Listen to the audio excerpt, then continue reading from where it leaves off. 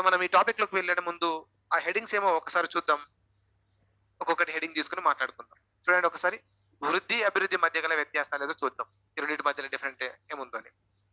మరి ఆర్థికాభివృద్ధి నిర్వచనాలు ఏంటి?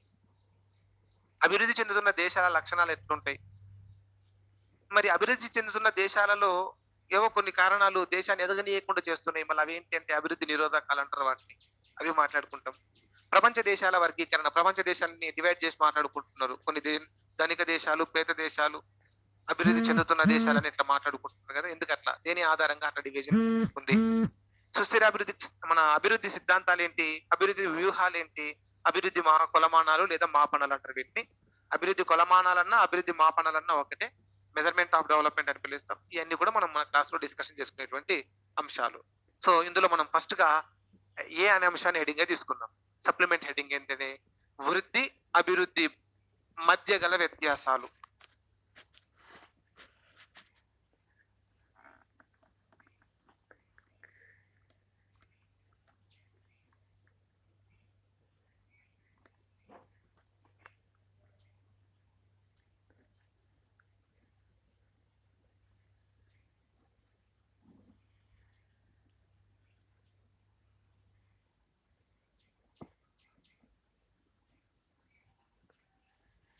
ఫస్ట్ వన్ మన సప్లిమెంట్ హెడ్డింగ్ వృద్ధి, అభివృద్ధి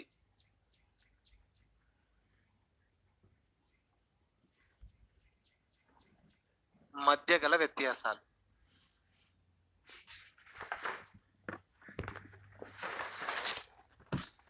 మీరు ఊహించండి ఒకసారి, రెండు ఒకటైనా వేరువేరా?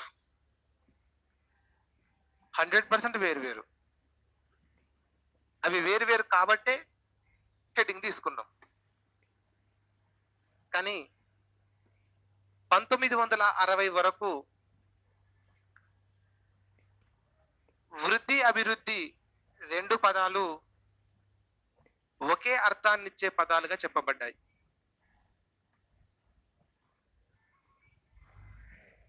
వృద్ధి అన్నా అభివృద్ధి అన్నా ఒకటే. ఏ దేశమైనా తనను తాను అభివృద్ధి పరుచుకున్నటకు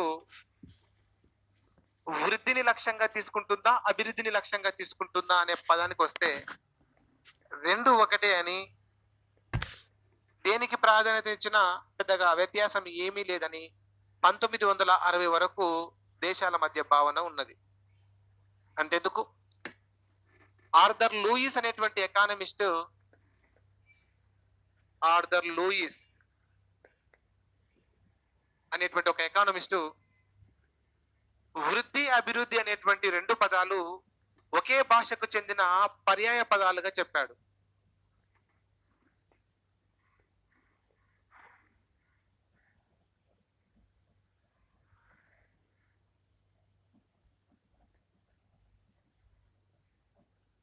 వృద్ధి, అభివృద్ధి అన్నది ఒకే భాషకు చెందిన రెండు పర్యాయ పదాలు. ఆకాశం, గగనం, ఈ రెండింటి మధ్య ఏమైనా వ్యత్యాసం ఉందండి? ఆకాశం అన్నా గగనం అన్నా ఒకటే కదా.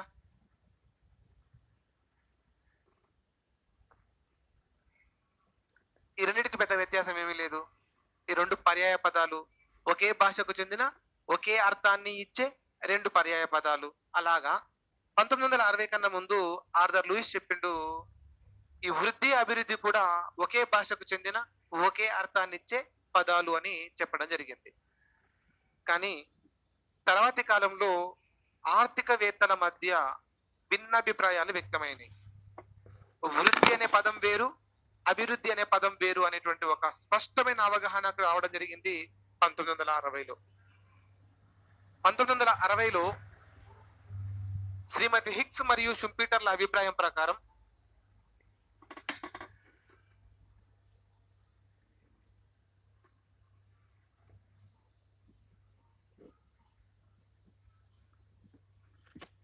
శ్రీమతి హిక్స్ అండ్ షుంపీటర్ల అభిప్రాయం ప్రకారం రెండు వేరు వేరు అర్థాలను ఇచ్చే పదాలు.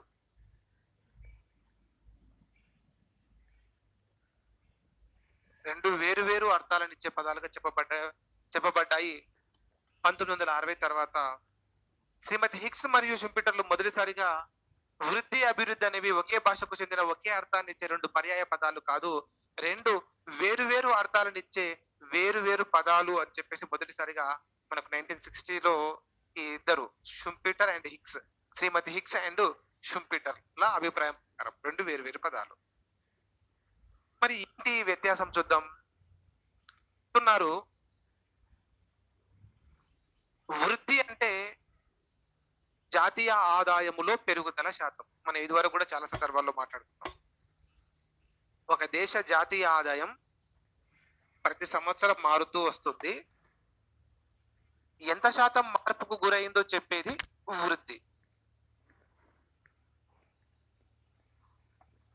గత సంవత్సరపు జాతీయ ఆదాయంతో పోల్చుకుంటే ప్రస్తుత సంవత్సరములో జాతీయ ఆదాయం ఎంత పెరిగింది అని చెప్పేది వృద్ధి. మరి జాతీయ ఆదాయం అంటే ప్రజలందరి ఆదాయం. ఒక దేశంలో నివసిస్తున్నటువంటి మొత్తం ప్రజలు సంపాదించిన ఆదాయాన్ని జాతీయ ఆదాయం అంటాం. ఆ జాతీయ ఆదాయం ఎంత ఎక్కువగా పెరిగితే ఆ దేశం అంత ఎక్కువగా అభివృద్ధి చెందినట్లు అని గతంలో ఫీలింగ్ ఉండే 1960 కన్నా ముందు. ఎందుకంటే జాతీయ ఆదాయం అంటే ప్రజలందరి ఆదాయం. జాతీయ ఆదాయం బాగా పెరిగింది అంటే ప్రజలందరి ఆదాయం కూడా బాగా పెరిగినట్లు. మరి ప్రజలందరి ఆదాయం బాగా పెరిగిందంటే ప్రజల ఆర్థిక కార్యకలాపాలు కూడా పెరిగినాయి అని అర్థం. ఇలా భావించి ఆ దేశం అభివృద్ధి చెందుతుంది అని చెప్పడం జరిగేది. ఒక దేశంలో 10% వృద్ధి రేటు నమోదైతే దానిని హిస్టారికల్ గ్రోత్ రేట్ చెప్పుకునేవారు. హిస్టారికల్ గ్రోత్ రేట్ అంటే అర్థం చేసుకోండి, ఏ దేశంలో అయినా 10% వృద్ధి రేటు నమోదు అయింది అంటే చాలు, అది చాలా మంచి వృద్ధి రేటు. అంటే ప్రజల ఆదాయం 10% పెరిగింది. గత సంవత్సరంతో పోల్చుకుంటే ఈ సంవత్సరం 10% పెరిగింది. ఎగ్జాంపుల్ కు ఉదాహరణ కూడా తీసుకుందాం. 2019-20లో మొత్తం జాతీయ ఆదాయం ₹1,00,000 ఉంటే 2020-21 నాటికి ప్రజలందరి ఆదాయం ₹1,10,000 పెరిగింది. అంటే జాతీయ ఆదాయం ₹1,00,000 నుంచి ₹1,10,000 పెరిగిందంటే ₹10,000 పెరిగింది. దాన్ని పర్సంటేజ్ గా తీసుకుంటే 10% పెరిగినట్టుగా కనపడుతుంది. ఇట్లా ఏ దేశంలో అయినా సరే జాతీయ ఆదాయం ప్రతి సంవత్సరం 10% పెరుగుతూ పోతూ ఉంటే ఆ దేశంలో ప్రజల ఆదాయం బాగా పెరుగుతున్నట్టుగా లెక్క, చాలా ఎక్కువగా పెరుగుతున్నట్టు లెక్క. మరి ఇలాంటి పరిస్థితిలో దీనిని వృద్ధి అని భావించి ఆ దేశాలు అభివృద్ధి పరంగా ముందున్నాయని ఇవే అభివృద్ధి చెందిన దేశాలుగా చెప్పుకుంటే అది పొరపాటు అని చెప్పేసి 1960 తర్వాత ఒక ఫీలింగ్ వచ్చింది. ఎట్లా సార్ మళ్ళీ వృద్ధి అనే పదాన్ని మనం అర్థం చేసుకున్నాం. ఆ దేశంలో జాతీయ ఆదాయం పెరిగితే వృద్ధి, జాతీయ ఆదాయం పెరిగితే వృద్ధి. జాతీయ ఆదాయం పెరగాలంటే ఏం పెరగాలి? ఉత్పత్తి పెరగాలి, అంతేనా కదా? జాతీయ ఆదాయం పెరగాలంటే ఉత్పత్తి పెరగాలి. ఎందుకంటే ఉత్పత్తి విలువనే కదా జాతీయ ఆదాయం అంటే. ఒక దేశంలో ఒక సంవత్సర కాలంలో ప్రజలందరూ ఉత్పత్తి చేసిన అంతిమ వస్తు సేవల ఉత్పత్తి విలువనే జాతీయ ఆదాయం. అంతిమ వస్తు సేవల ఉత్పత్తి విలువనే జాతీయ ఆదాయం. ఉత్పత్తి విలువనే జాతీయ ఆదాయం, అంతే కదా? ఉత్పత్తి విలువనే జాతీయ ఆదాయం కాబట్టి ఉత్పత్తి పెరుగుతుంది. ఉత్పత్తి పెరగడం వల్ల ఆదాయం పెరుగుతుంది, ఫలితంగా జాతీయ ఆదాయం పెరుగుతుంది, వృద్ధి చోటు చేసుకుంటుంది. దీనిని ప్రామాణికంగా తీసుకుని ఒక దేశం అభివృద్ధి చెందిందా లేదా అనేటువంటి అంశంలో దీన్ని పరిగణలోకి తీసుకునేవారు. మరి అర్జెంటీనా దేశంలో దక్షిణ అమెరికా ఖండంలో ఉంటుంది. అర్జెంటీనా దేశంలో అరటి పండ్ల సాగు బాగా జరుగుతుంది. అరటి పండ్లు బాగా ఉత్పత్తి చేస్తారు ఆ దేశంలో. ఆ దేశంలో అరటి పండ్ల ఉత్పత్తిలో పాల్గొన్న వారు వాటిని ఇతర దేశాలకు ఎగుమతి చేసి బాగా సంపాదిస్తున్నారు. ఆ దేశం మొత్తం జనాభాలో 100% జనాభా ఉంటే అందులో సుమారుగా 30% పాపులేషన్ అరటి పళ్ళ సాగుపై ఆధారపడి జీవిస్తుంది. ఈ 30% మంది ప్రజల ఆదాయం పెరగడం వల్ల ఆ దేశం యొక్క జాతీయ ఆదాయం కూడా పెరుగుతుంది. ఆ దేశ జాతీయ ఆదాయం బాగా పెరుగుతుంది. ఎవ్రీ ఇయర్ 10% గ్రోత్ తోటి చేసుకుంటుంది. ఎవరి 10% గ్రోత్ చోటు చేసుకుంటుంది. మరి ఆ దేశంలో మొత్తంలో ఉండేటువంటి 100% జనాభాలో ఈ 30% మంది జనాభా అరటిపళ్ళ సాగు మీద ఆధారపడి బతుకుతున్నారు కదా, వారి వల్లనే ఆ దేశ జాతీయ ఆదాయం పెరిగి 10% గ్రోత్ వచ్చింది. మిగిలిన 70% మంది ప్రజల ఆదాయం పెరగలేదు, స్థిరంగా అట్లనే ఉంది. వీరి ఆదాయం ఏం పెరగలేదు, స్థిరంగా అట్లే ఉంది. మరి ఇప్పుడు చెప్పండి, అర్జెంటీనా దేశం అభివృద్ధి చెందినట్ట? అర్జెంటీనా దేశంలో ప్రజలందరి ఆదాయాలు పెరిగినట్టేనా? కొద్దిమంది ఆదాయాలు పెరిగి వృద్ధి కనిపిస్తుందా? అంటే అర్జెంటీనా దేశంలో కేవలం 30% మంది ప్రజల ఆదాయాలు పెరిగి ఆ జాతీయ ఆదాయం పెరిగింది. 30% ప్రజలు అభివృద్ధి చెందితే దేశం అభివృద్ధి చెందినట్లా? కాదు కదా. ఈ 70% మంది ప్రజలలో ఆదాయాలు పెరగలేదు, వాళ్ళలో పేదరికం పోలేదు, ఆ నిరుద్యోగిత పోలేదు, అసమానతలు పెరిగినాయి. పైగా ఈ 30% మంది ధనికులుగా అభివృద్ధి చెందుతుంటే మిగతా 70% మంది వెనుకబడిపోతుంటే అసమానతలు వస్తున్నాయి. ఇంకా చాలా దేశానికి ఇంతకన్నా పెద్ద దళిద్రాలు కావాలన్నా? ఏ దేశానికైనా అతిపెద్ద సమస్యలు మూడే ఫస్ట్ మనం చెప్పుకోవాల్సినవి. సామాజిక సమస్యలు అంటారు మూడింటిని. ఏ దేశంలో అయినా ఆ దేశాన్ని బాగా ఇబ్బంది పెట్టే మూడు సామాజిక సమస్యలు: పేదరికం, నిరుద్యోగం, అసమానతలు. ఈ మూడే. ఇంకా దీని తర్వాతనే మిగతా అన్ని కూడా. ఒక దేశాన్ని బాగా పట్టి పీడించే అతిపెద్ద సమస్య సామాజిక సమస్యలలో పేదరికం, నిరుద్యోగం మరియు అసమానతలు ఇవి చోటు చేసుకుంటాయి. మరి దీన్ని వృద్ధి అని, అర్జెంటీనా దూసుకుపోతుంది, అభివృద్ధి చెందుతుందని అనొచ్చా? అర్జెంటీనాలో జస్ట్ ఓన్లీ 30% మంది ప్రజల ఆదాయం పెరగడం వల్ల ఆ దేశంలో జాతీయ ఆదాయం పెరిగి మంచిగా 10% గ్రోత్ కనపడుతుంటే అర్జెంటీనాలో 10% గ్రోత్ వచ్చిందంట. అసలు ఎంత గొప్ప దేశం! ఆ జాతీయ ఆదాయం 10% పెరిగిందంట. చాలా మంచి వృద్ధి చోటు చేసుకున్నది.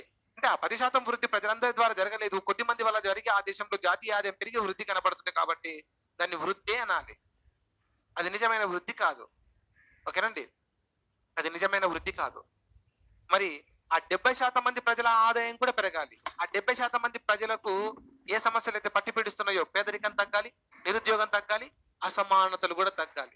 తగ్గి ఆ దేశం లోపల 10% గ్రోత్ చోటు చేసుకున్నది అనుకోండి, అది నిజమైన వృద్ధి అంటారు. అప్పుడు దానిని వృద్ధి అనకుండా ఏమని చెప్పాలి? అభివృద్ధి అని చెప్పాలి. వృద్ధి అని కాకుండా అభివృద్ధి అర్థంతో సూచించాలి. సో ఒక దేశంలో ఉత్పత్తి పెరిగి జాతీయ ఆదాయం పెరిగితే దాన్ని వృద్ధి అంటారు, వృద్ధి అని పిలుస్తారు.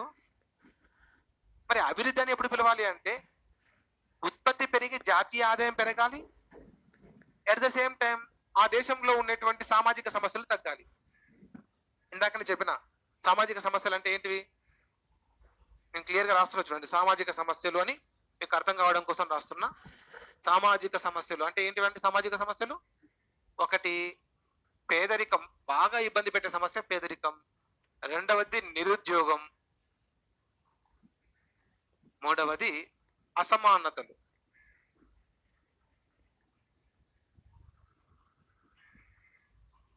అభివృద్ధి అని ఎప్పుడు పిలవాలంటే ఒక దేశంలో ఉత్పత్తి పెరిగి జాతీయ ఆదాయం పెరుగుతూనే ఇంకొక వైపు పేదరికం, నిరుద్యోగం, అసమానతలు వంటి సామాజిక సమస్యలు తగ్గాలి.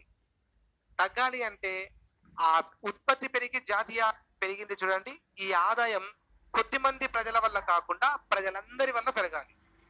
ప్రజలందరి ఆదాయం పెరగడం వల్ల జాతీయ ఆదాయం పెరిగి వృద్ధి చోటు చేసుకుంటే దాన్ని నిజమైన వృద్ధి అంటారు. అలా కాకుండా కొద్ది మంది ప్రజల ఆదాయం పెరగడం వల్ల ఆ దేశ జాతీయ ఆదాయం పెరిగి వృద్ధి చోటు చేసుకుంటే అప్పుడు దానిని వృద్ధి అనకూడదు, అభివృద్ధి అనకూడదు, దాన్ని వృద్ధి అనాలి. ఇప్పుడు మీకు ఒక స్పష్టమైనటువంటి అవగాహన వచ్చినట్లే వృద్ధికి అభివృద్ధికి మధ్య గల వ్యత్యాసాలలో ఒక స్పష్టమైన అవగాహన వచ్చింది. కేవలం జాతీయ ఆదాయం మాత్రమే పెరుగుతుంటే వృద్ధి అనాలి. జాతీయ ఆదాయం పెరుగుతూ ఆ దేశం సామాజిక సమస్యలు తగ్గుతున్నాయి అనుకోండి, అప్పుడు దానిని అభివృద్ధి అనాలి. ఇప్పుడు చెప్పండి, అర్జెంటీనా దేశంలో ఉన్నది వృద్ధియా అభివృద్ధియా? అర్జెంటీనా దేశంలో ఒక ఉదాహరణ మాట్లాడుకున్నాం కదా, 10% గ్రోత్ వచ్చిందని. ఈ 10% గ్రోత్ ప్రజలందరి మధ్య కాకుండా కేవలం 30% మంది ప్రజల వల్లనే, ఎవరైతే అరటిపళ్ళ సాగులో పాల్గొని వాటిని ఎగుమతి చేసుకుని బాగా సంపాదిస్తున్నారో ఆ 30% మంది ప్రజల ఆదాయం పెరిగి జాతీయ ఆదాయం 1,00,000 నుంచి 1,10,000 అయింది. అంటే దానిలో ఈ 1,10,000 అంటే 10,000 రూపాయల ఆదాయం పెరగడానికి కారణం 30% మంది ప్రజలే. వీరి వల్ల మాత్రమే ఆ దేశంలో వృద్ధి చోటు చేసుకున్నది. కాబట్టి దీన్ని ఏమనాలి? ఓన్లీ వృద్ధి అనాలి. కొద్ది మంది ప్రజల ఆదాయం పెరిగి జాతీయ ఆదాయం పెరిగితే వృద్ధి అనాలి. ప్రజలందరి ఆదాయం పెరిగి జాతీయ ఆదాయం పెరిగితే అభివృద్ధి అని పిలవాలి. అభివృద్ధి అనే పదంలో వృద్ధి ఇంక్లూడ్ అయి ఉంటది. అభివృద్ధి అనే పదంలో వృద్ధి కలిసే సమస్య ఉంటది, పైగా సామాజిక సమస్యల తగ్గుదల కూడా ఉంటది. ఈ సామాజిక సమస్యలని మనం ఇంకొక రకంగా ఎలా పిలుస్తామంటే వ్యవస్థాపరమైన సమస్యలను కూడా పిలుస్తాం వీటిని. వ్యవస్థాపరమైన లేదా వ్యవస్థాపూర్వక సమస్యలు అని కూడా పిలుస్తాం.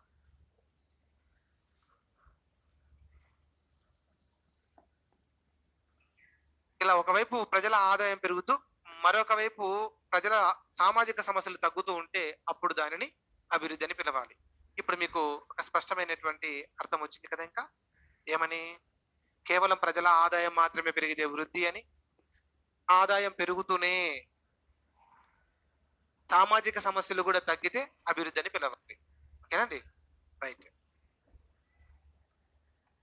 ఆర్థర్ లూయిస్ అభిప్రాయం ప్రకారం వృద్ధి అభివృద్ధి అన్నవి ఒకే భాషకు చెందిన ఒకే అర్థాన్ని ఇచ్చే రెండు పర్యాయ పదాలు అని ఆర్థర్ లూయిస్ చెప్పిండు. ఈ అభిప్రాయం మనకు 1960 కన్నా ముందుండేది. 1960 తర్వాత ఆర్థికవేత్తల మధ్య భిన్నాభిప్రాయాలు చోటు చేసుకున్నాయి. వృద్ధి అభివృద్ధి అనేవి ఒకే భాషకు చెందిన ఒకే అర్థాన్ని ఇచ్చే రెండు పర్యాయ పదాలు కాదు, రెండు వేరు అర్థాలను ఇచ్చే పదాలు అని చెప్పేసి మొదటిసారిగా శ్రీమతి హిక్స్ అండ్ షుంపీటర్లు ఈ పదాన్ని తెర మీదకి తీసుకొచ్చారు. శ్రీమతి హిక్స్ అండ్ షుంపీటర్ల అభిప్రాయం ప్రకారం వృద్ధి అభివృద్ధి అన్నవి రెండు వేరు అర్థాలను ఇచ్చేటువంటి పదాలుగా చెప్పబడ్డాయి. వృద్ధి అంటే ఉత్పత్తిలో పెరుగుదల శాతాన్ని వృద్ధి అంటాం. అభివృద్ధి అంటే ఉత్పత్తి పెరుగుతూనే, అంటే ఆదాయం పెరుగుతూనే సామాజిక సమస్యలు కూడా తగ్గుతుంటే దానిని అభివృద్ధి అని పిలుస్తాం. నేను ఒక పదం రాస్తాను, గుర్తుపట్టండి.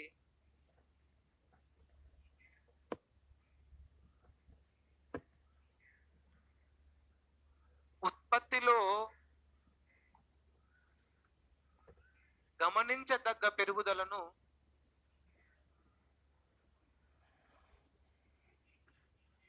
వృద్ధి అని, ఉత్పత్తిలో గమనించదగ్గ పెరుగుదలను వృద్ధి అని,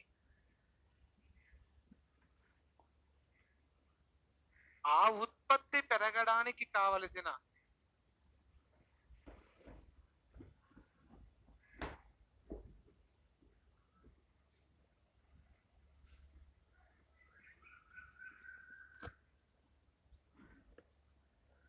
సాంకేతిక వ్యవస్థాపరమైన మార్పులను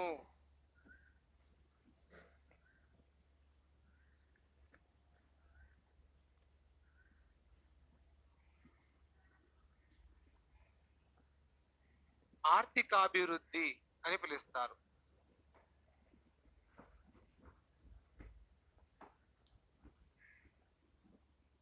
ఇది ఒక డెఫినేషన్. మనం కొన్ని అంశాలకు అవగాహన పెరగాలి అంటే డెఫినేషన్స్ చూడాలి, బాగా అర్థమవుతుంది మనకు. ఈ డెఫినేషన్ ఇచ్చినటువంటి వ్యక్తి ఎవరంటే క్లిండల్ బెర్జర్. క్లిండల్ బెర్జర్ ఈ డెఫినేషన్ ఇచ్చిండు. ఎకానమిస్ట్, ఆయన ఒక ఎకానమిస్ట్. ఆయన చెప్పినటువంటి అంశం ప్రకారం కేవలం ఉత్పత్తిలో గమనించదగ్గ పెరుగుదలను వృద్ధి అనాలి. ఆ ఉత్పత్తి పెరగడానికి, ఎందుకంటే ఉత్పత్తి కొద్ది మంది పెంచారా అందరు పెంచారని చూడాలి కదా. కాబట్టి ఆ ఉత్పత్తి పెరగడానికి కావలసిన సాంకేతిక వ్యవస్థాపరమైన మార్పులు మీన్స్ ఆ ఉత్పత్తి ప్రక్రియలో ప్రజలందరూ పాల్గొని ఆ దేశంలో వ్యవస్థాపరమైన సమస్యలు మార్పులకు గురైనాయని అనుకోండి, అంటే పాజిటివ్ గా మార్పులకు గురి కావడం అంటే పేదరికంగా పెరగడం, నిరుద్యోగం ఇంకా పెరగడం, సామాజిక సమస్యలు ఇంకా పెరగడం కాకుండా ఆ దేశంలో సాంకేతిక మరియు వ్యవస్థాపరమైన మార్పులు, అనుకూలమైన మార్పులు అన్నమాట, అలా చోటు చేసుకుంటే దానిని ఆర్థిక అభివృద్ధి అని పిలుస్తారు. ఈ డెఫినేషన్ ఇచ్చింది ఎవరంటే క్లింటల్ బెర్జర్. మరి ఇప్పుడు భారతదేశం వృద్ధి అనే పదానికి ప్రియారిటీ ఇవ్వాలా, అభివృద్ధి అనే పదానికి ప్రియారిటీ ఇవ్వాలా? భారతదేశంలో వృద్ధిని సాధించడానికి ప్రయత్నం చేద్దామా, అభివృద్ధిని సాధించడానికి ప్రయత్నం చేద్దామా? మన దేశానికి ఏది సెట్ అవుతుంది అంటే భారతదేశంలో ఇంకా సామాజిక సమస్యలు ఉన్నాయి కాబట్టి ప్రభుత్వం వృద్ధికి ప్రాధాన్యత ఇవ్వకుండా అభివృద్ధికి ప్రాధాన్యత ఇవ్వాలి.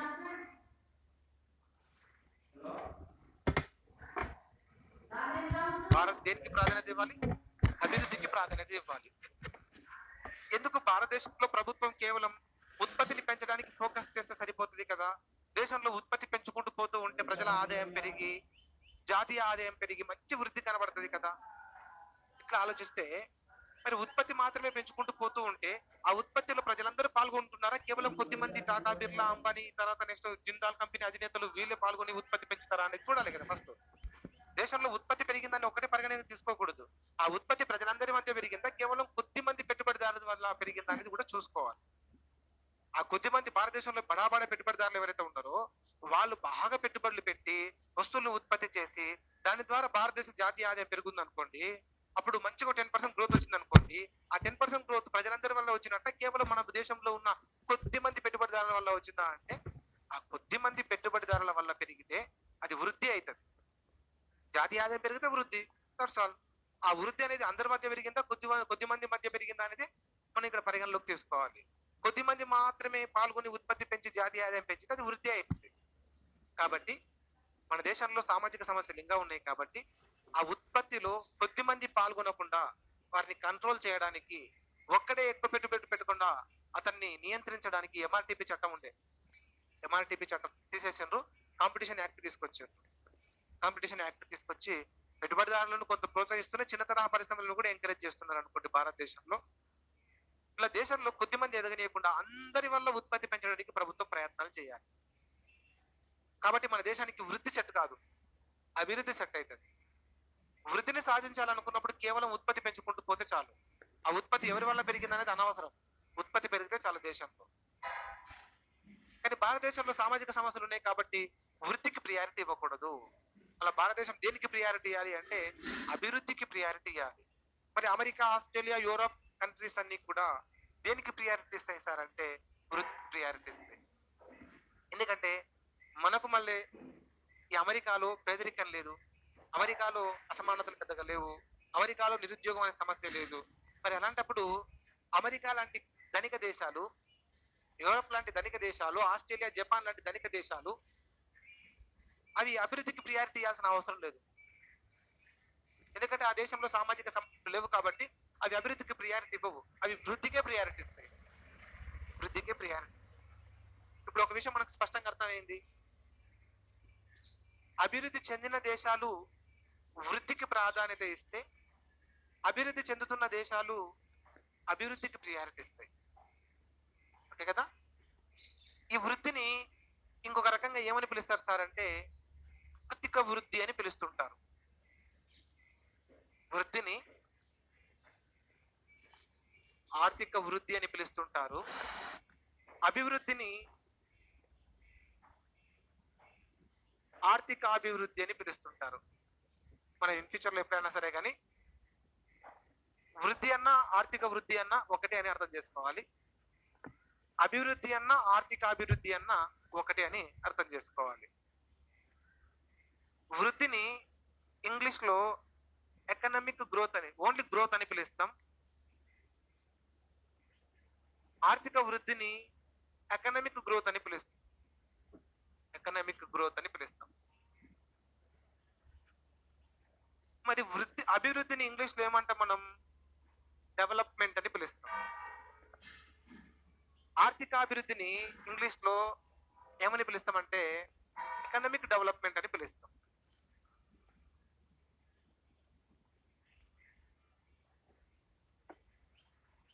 సో ఈ పదాల మధ్య మనకు చిన్న వ్యత్యాసాలు ఉంటాయి, అవి ముందే తెలుసుకోవడం వల్ల తర్వాత సబ్జెక్ట్ మనకి ఇబ్బంది పడకుండా ఉంటది.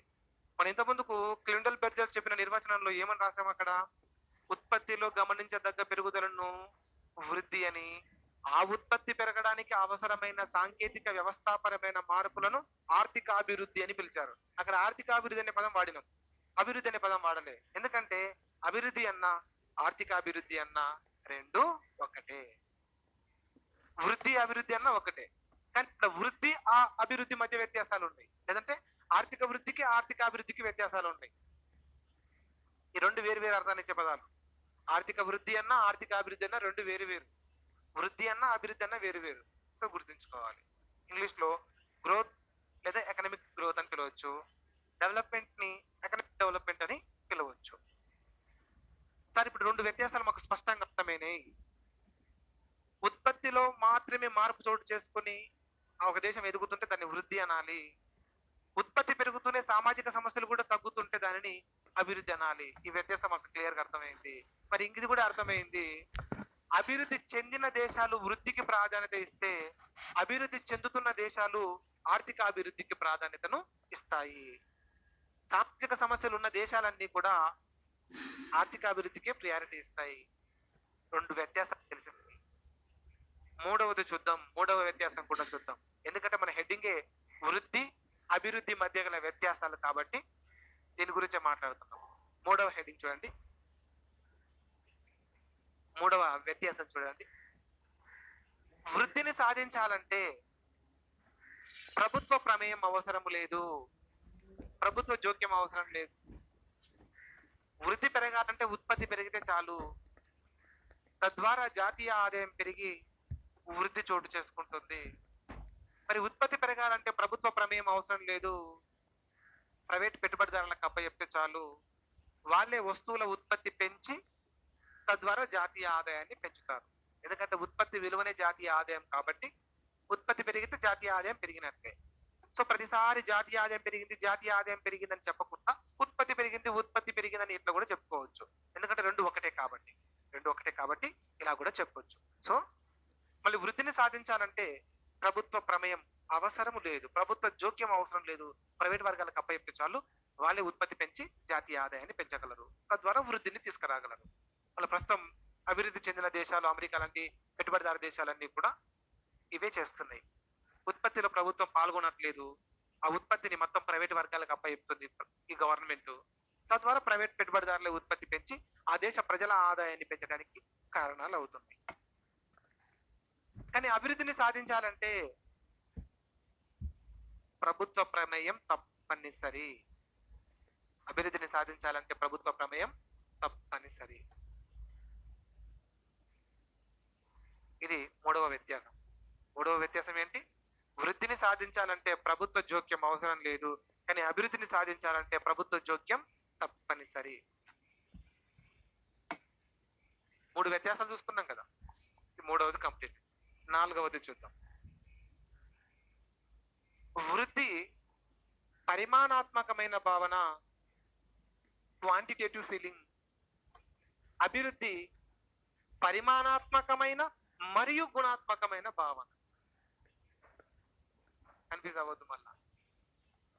వృద్ధి పరిమాణాత్మకమైన భావన, క్వాంటిటేటివ్ ఫీలింగ్. ఉత్పత్తి పెరిగితే చాలు, వృద్ధి పెరిగినట్టే. కానీ అభివృద్ధి జరగాలంటే ఉత్పత్తి పెరగాలి ప్లస్ సామాజిక సమస్యలు తగ్గాలి. అంటే పరిమాణాత్మకమైన సామాజిక సమస్యలు తగ్గుతుంటే గుణాత్మకమైన, పరిమాణాత్మకమైన మరియు గుణాత్మకమైనటువంటి భావన అభివృద్ధికి వర్తిస్తుంది. వృద్ధి పరిమాణాత్మకమైన భావన, అభివృద్ధి గుణాత్మకమైన భావన. మొన్న 2016లో టిఎస్పిఎస్సి కండక్ట్ చేసినటువంటి గ్రూప్ 2 ఎగ్జామ్ లో ఈ ప్రశ్న వచ్చింది. ఈ క్రింది వాటిలో ఆర్థిక అభివృద్ధిని సూచించే పదం అని ఇచ్చారు. ఈ క్రింది వాటిలో ఆర్థిక అభివృద్ధిని సూచించే పదం అని ఇచ్చి ఆప్షన్లు ఇచ్చారు. ఎలా ఇచ్చారో చూడండి. ఆప్షన్ ఏ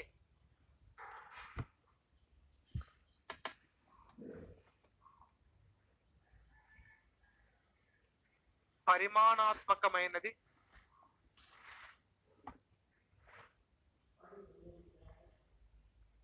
ఆప్షన్ బి గుణాత్మకమైనది, ఆప్షన్ సి సంకుచిత భావన కలది, ఆప్షన్ డి పరిమాణాత్మకమైన మరియు గుణాత్మకమైన భావన కలది అని ఇచ్చారు. ఇందులో ఏ ఆన్సర్ ఏది కరెక్ట్? D correct. కానీ ఆ క్వశ్చన్ ని పూర్తి చదవని వాళ్ళు మాకు ఇప్పుడు మస్తు అర్థమైంది, వృద్ధికి అభివృద్ధికి మధ్య గల వ్యత్యాసాలు చాలా బాగా అర్థమైంది మాకు. వృద్ధి అనేది పరిమాణాత్మకమైన భావన, అభివృద్ధి అనేది గుణాత్మకమైన భావన. అవన్నీ ఎవరు అవుతారు? లేదు, చలో బి ఆప్షన్ కరెక్ట్ అని చెప్పేసి ఆన్సర్ చేసి మార్కు పొందుకున్న వాళ్ళు చాలా మంది ఉన్నారు. వాళ్ళు మిగతా 2 ఆప్షన్లు చదివితే వాళ్ళు కరెక్ట్ ఆన్సర్ చేస్తారు. కానీ చదవలేక రెండు ఆప్షన్ల దగ్గరనే ఆన్సర్ దొరికే ఆప్షన్ లో బి బబ్లింగ్ చేసేసి వచ్చేస్తే మార్క్ పోయింది. అట్లా చాలా మంది పోగొట్టుకున్నారు కూడా. సో అందుకే అలాంటప్పుడు ఏం చేయాలంటే మనం అన్ని ఆప్షన్లు బాగా చదవాల్సి ఉంటుంది. ఎగ్జామ్ కి వెళ్లే ముందు క్వశ్చన్ పేపర్ ని మనం ఎలా డీల్ చేయాలనే దాని మీద కూడా మనకు ప్రత్యేకంగా అవగాహన ఉండాలి. ఆ అవగాహన గురించి మనం సపరేట్ గా మాట్లాడుకోవాలి. సరే ఎట్లాగో టైం వచ్చింది కాబట్టి నేను ఒక 4 పాయింట్లు చెప్తాను. ఎగ్జామ్ కి వెళ్ళి ఆన్సర్ చేస్తున్నప్పుడు 4 పాయింట్స్ దృష్టి పెట్టుకోవాలి. ఫస్ట్ వన్, ఎప్పుడు కూడా వరుసగా ఆన్సర్లు చేసుకుంటూ పోకూడదు. 1, 2, 3, 4, 5, 6, 7, 8, 9 నేను వరుసగా ఇట్లనే ఆన్సర్ చేసుకుంటూ పోతానంటే ఒక సైకలాజికల్ ఫీలింగ్ ఏంటంటే మైండ్ ఒక రకమైనటువంటి డిప్రెషన్కి వెళ్ళిపోతుంది. ఒకటో క్వశ్చన్ చదివిన, రెండో క్వశ్చన్ చదివిన, మూడో క్వశ్చన్ చదివిన, నాలుగో క్వశ్చన్, ఎందుకంటే ఒకటే కాన్సన్ట్రేషన్ లో ఆలోచించుకుంటూ పోవడం వల్ల క్వశ్చన్స్ మాత్రం ఒకే ఏరియాకి సంబంధించినవి కావు, డిఫరెంట్ ఏరియాకి సంబంధించినవి. అలాంటప్పుడు మైండ్ సరిగ్గా పనిచేయదు వరుసగా ఆన్సర్ చేసుకుంటూ పోతుంటే. అందుకే ఏం చేయాలంటే ఒక 20 క్వశ్చన్లు లేదా 10-15 క్వశ్చన్లు స్టార్టింగ్ నుంచి ఆన్సర్ చేసుకుంటూ వెళ్ళాలి. తర్వాత వెనక్కి నుంచి ఆన్సర్ చేసుకుంటూ రావాలి. మొత్తం 150 క్వశ్చన్స్ ఉంటాయి కదా, ఫస్ట్ 25 క్వశ్చన్లకు ఆన్సర్ చేయాలి, తర్వాత నెక్స్ట్ 100 క్వశ్చన్ల నుంచి స్టార్ట్ చేయాలి. ఇట్లా చేయడం వల్ల నీకు కొద్దిగా గ్యాప్ దొరుకుతుంది. క్వశ్చన్ పేపర్ తిప్పేసే టైంలో కొంత గ్యాప్ దొరుకుతుంది, మైండ్ ఫ్రీ అయిపోతుంది, మళ్ళీ కొత్తగా ఆలోచించే తత్వం వస్తుంది. తెలిసిన ఆన్సర్ కూడా మర్చిపోయే ప్రమాదం అనేటువంటిది ఇట్లాంటి వాటి నుంచి మనం బయటపడవచ్చు. ఇది ఫస్ట్ లాజిక్. కానీ ఇందులో ప్రమాదం ఉంది. నువ్వు ఫస్ట్ 10 క్వశ్చన్లకు ఆన్సర్ చేసి సార్ చెప్పిండు ఈసారి 50 నుంచి ఆన్సర్ చేసుకుంటా పోతా అని చెప్పేసి 50 క్వశ్చన్ చదివి ఇప్పుడు ఆన్సర్ 50వ ఆప్షన్ దగ్గర బబ్లింగ్ చేయాలి. చేయకుండా నువ్వు 11వ ఆప్షన్ దగ్గర బబ్లింగ్ చేసే ప్రమాదం ఉంటుంది. అందుకే దీనికి ప్రాక్టీస్ అవసరం. మెయిన్ ఎగ్జామ్ రాయడం కన్నా ముందు కొన్ని ప్రాక్టీస్ ఎగ్జామ్స్ రాయాలి. ఎందుకోసం అంటే ఇక ఇలాంటి మిస్టేక్స్ నుంచి బయటపడడానికి. ఇది ఫస్ట్ వన్ మీరు చేయాల్సింది. రెండవది ఏంటంటే ఆన్సర్ చేస్తున్నప్పుడు మొదటి 10 క్వశ్చన్లకు ఆన్సర్ చేస్తున్నప్పుడు ఇందులో నీకు ఒకటో క్వశ్చన్, రెండో క్వశ్చన్, మూడో క్వశ్చన్ ఆన్సర్లు తెలుసు, కానీ 4వ క్వశ్చన్ కి ఆన్సర్ తెలియదు. 4వ క్వశ్చన్ కి ఆన్సర్ తెలియనప్పుడు దాని గురించి ఆలోచించుకుంటూ అక్కడ టైం చేయొద్దు, దాన్ని వదిలేయండి. వదిలేసి 5వ క్వశ్చన్ దగ్గరికి వెళ్ళండి. 5వ క్వశ్చన్ ఆన్సర్ తెలిస్తే ఓకే, తెలియకపోతే దాన్ని వదిలేయండి. 6వ క్వశ్చన్కి వెళ్ళండి. 6వ క్వశ్చన్ ఆన్సర్ చేయండి. ఆన్సర్ రాదు అనుకున్న దాని గురించి ఎక్కువ ఆలోచించకండి. లేదా సార్ దీంట్లో నాకు ఆన్సర్ తెలుసు, దీంట్లో కాకపోతే 4 ఆప్షన్లలో 2 ఆప్షన్లు కాదు, ఒక 2 ఆప్షన్లు పర్ఫెక్ట్ గా ఉన్నాయి, కానీ అదా ఇదా డౌట్ గా ఉందంటే ఒక చిన్న హింట్ మార్క్ పెట్టుకోండి, తర్వాత ఆలోచిద్దాం. ఇప్పుడు వద్దు, ఎందుకంటే ఎగ్జామ్ పేపర్ లో 150 క్వశ్చన్స్ ఉన్నాయి. ఆ 150 క్వశ్చన్స్ అన్నిటికీ కూడా తెలిసినవి ఫస్ట్ ఆన్సర్ చేయాలి కదా. 150లో కనీసం 90 తెలిసినాయి అనుకోండి, ఎంత హ్యాపీ. ఆ 90 అయినా పర్ఫెక్ట్ ఆన్సర్ చేస్తాం కదా. ఇట్లాంటివి కూడా కొన్ని ఉంటాయి. ఆప్షన్ ఏనా సీనా, ఏనా సీనా, ఏనా బీనా డినా అనేటువంటి ఆప్షన్ కొన్ని ఉంటాయి. అవి సుమారుగా 30 అన్నా 20 అన్నా ఉంటాయి. ఆ 20లో ఆలోచించి కరెక్ట్ గా ఆన్సర్ చేస్తే కనీసం 10-15 అన్నా చేయొచ్చు, కరెక్ట్ గా 10 అన్నా చేయొచ్చు. 10 పోయినా 10 అన్నా వస్తాయి, అంటే 100 మార్కులు వచ్చినట్టే. మిగిలిన క్వశ్చన్స్ అన్ని 40 మిగులుతాయి. ఆ 40కి ఆన్సర్ తెలియదు. కావాలంటే మళ్ళీ సెకండ్ టైం చదువుతాం, అప్పుడేమైనా మైండ్ దాన్ని గుర్తు చేసుకుని కరెక్ట్ గా ఆన్సర్ ని చేయగలరు కదా. చేయలేదు అనుకున్నప్పుడు మనం ఏం చేస్తాం, భాగ్యలక్ష్మి బంపట్రా 40 పెట్టొస్తే దాంట్లో 15 తగిలితే నువ్వు అదృష్టవంతుడివి, 115 మార్కులు వచ్చినట్టు. అంతే కదండి. ఎకానమీలో 115 మార్కులు వచ్చినాయంటే ఇక నువ్వు ఖచ్చితంగా జాబ్ కొట్టుతావు. ఆ పరిస్థితి ఉంటది. ఎకానమీ కాడికే ఉంటది, మిగతా పేపర్లకు అట్లా ఉంటది. మిగతా వాటిలో చాలా ఎక్కువ రావాలి, ఎకానమీలో 115 వస్తే మంచి స్కోర్ అనమాట. సో అది పరిస్థితి. సో ఇలా ఫాలో కావాలి. ఇది రెండో ఆప్షన్. మూడో ఆప్షన్ వచ్చేసరికి ఏం చేయాలి అంటే ఎగ్జామ్ కి వెళ్ళేటప్పుడు ఆ రోజు ఎగ్జామ్ ఉంది అనుకున్నప్పుడు ఎర్లీగా లేసి, ఎంత ఎర్లీగా అంటే 5 to 6 మధ్య లేసేసి మినిమం ఒక హాఫ్ అన్ అవర్ మెడిటేషన్ చేసి పోండి. ఎంత రిలాక్స్ గా ఉంటుంది అంటే మీకు ఆ రోజు ఆ ఎగ్జామ్ పేపర్ మీద పూర్తి అవగాహన ఉంటుంది. నువ్వు ఎంత బాగా చదువుకున్నా ఎగ్జామ్ హాల్లో కూర్చున్న తర్వాత నువ్వు మైండ్ సరిగ్గా పనిచేయకపోతే వేస్టింగ్, అక్కడ ఉన్నదంతా గోవింద. ఇంకా కాబట్టి నీ మైండ్ కరెక్ట్ గా అక్కడ ప్రెజెంటేషన్ చేయాలి అంటే నీ మైండ్ పీస్ఫుల్ గా ఉండాలి. మంచిగా డైజెషన్ అయ్యే ఫుడ్ తీసుకొని, అంతకన్నా ఒక రోజు ముందు ఎక్కువగా చికెన్లు మటన్ లాగించకుండా ఫ్రూట్స్ తో ఆ రోజు నైట్ గడిపించేస్తే మార్నింగ్ లేసి ఎర్లీగా ఓకేనంటే మంచిగా డైజెషన్ ఫుడ్ ఇడ్లీ లాంటివి తీసుకొని 2 పండ్లు తినేసి ఎగ్జామ్ హాల్లో కూర్చుంటే మైండ్ అండ్ బాడీ పర్ఫెక్ట్ గా సహకరిస్తుంది. ఆ 2.5 గంటలే నీ జీవితాన్ని డిసైడ్ చేస్తాయి. కాబట్టి ఆ 2.5 గంటల విషయంలో నువ్వు టెన్షన్ పడకుండా ఉండాలంటే మార్నింగ్ మెడిటేషన్ చాలా అద్భుతంగా పనిచేసేటువంటి సాధనం, అది చేసి వెళ్ళాలి. ఇది థర్డ్ పాయింట్. ఫోర్త్ పాయింట్ వచ్చేసి చాలా మోస్ట్ ఇంపార్టెంట్ వన్, మిస్టేక్స్ చేయకుండా ఉండడం. తెలిసిన ఆన్సర్లు పోగొట్టుకోకుండా ఉండడం. అదే ఇందాక చెప్పినాం కదా, ప్రతి క్వశ్చన్ ని సింపుల్ గా ఉంది అని చెప్పేసి మీరు ఆన్సర్ చేసేస్తే మార్కు పోతుంది. చాలా మంది ఎగ్జామ్ బయటకు వచ్చినాక, అరే బై నేను కరెక్ట్ గానే ఆన్సర్లు చేసినా గానీ తెలిసిన క్వశ్చన్ 4 తప్పు పెట్టి వచ్చినా ఇంకా అయిపోయాయి, జీవితం నాశనం కావడానికి. అది చాలదా? కాబట్టి ఎగ్జామ్ లో క్వశ్చన్ పేపర్ చదివేటప్పుడు చాలా జాగ్రత్తగా చదవాలి. ఆ క్వశ్చన్ ని కరెక్ట్ గా అర్థం చేసుకోవాలి. ఏదో ఒక ఫ్లో లో అర్థం చేసుకుని తప్ప ఆన్సర్ పెట్టొస్తే మిమ్మల్ని మీ మైండ్ ని డైవర్ట్ చేయడానికి కనీసం ఒక 10-15 క్వశ్చన్స్ ఉంటాయి. డైవర్ట్ కాకుండా ఉండడం కోసం ప్రతి ఆప్షన్ ని కరెక్ట్ గా చదవాలి, ప్రతి క్వశ్చన్ ని కరెక్ట్ గా ఆన్సర్ చేయాలి. చేసేటప్పుడు ఇక్కడ 4th ఆప్షన్ లో చెప్పే అంశం ఏంటంటే, 4 ఆప్షన్లు చదువుతున్నప్పుడు ఎలిమినేషన్ మెథడ్ ని బేస్ చేసుకొని ఎప్పుడు చదవని క్వశ్చన్ కి, మనం ఎప్పుడు చదవలే ఆ క్వశ్చన్ కి ఎప్పుడు వినని ఆప్షన్లు ఉంటాయి. అందులో ఆప్షన్లు మనం ఆ క్వశ్చన్ ఎప్పుడు వినలేదు అన్నప్పుడు కింద ఆప్షన్లు కూడా ఎప్పుడు మనకు వినబడకూడదు. ఆ ఇచ్చే ఆప్షన్ లో ఒకటో రెండో మనకు తెలిసిన ఆప్షన్లు ఉన్నాయి అనుకోండి, క్వశ్చన్ ఆన్సర్ అది కాదని అర్థం.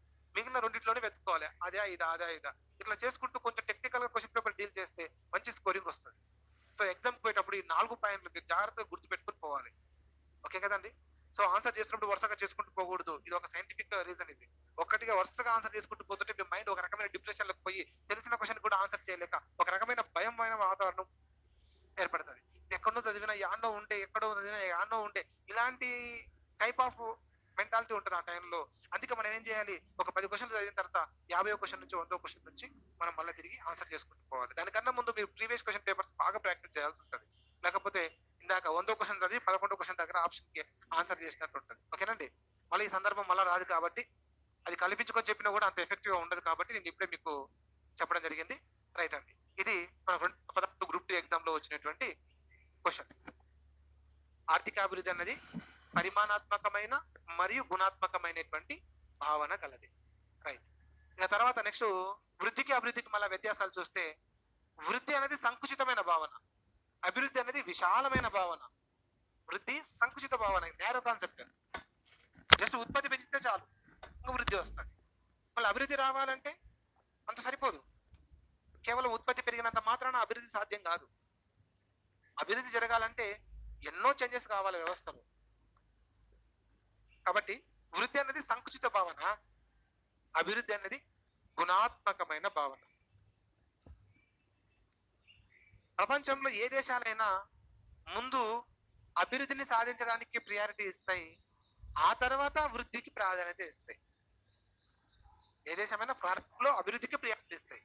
ఆ దేశ ప్రజల సామాజిక సమస్యలని తగ్గిపోతే అప్పుడు వృద్ధిలోకి రావడానికి వాళ్ళు ప్రయత్నాలు కొనసాగిస్తారు. అంటే ఇప్పుడు మనం వృద్ధికి ప్రియారిటీ ఇస్తున్నామా, అభివృద్ధికి ప్రియారిటీ ఇస్తున్నామా అంటే అభివృద్ధికే ప్రియారిటీ ఇస్తున్నాం. భారత్ లాంటి దేశాలు అభివృద్ధికే ప్రాధాన్యత ఇస్తాయి.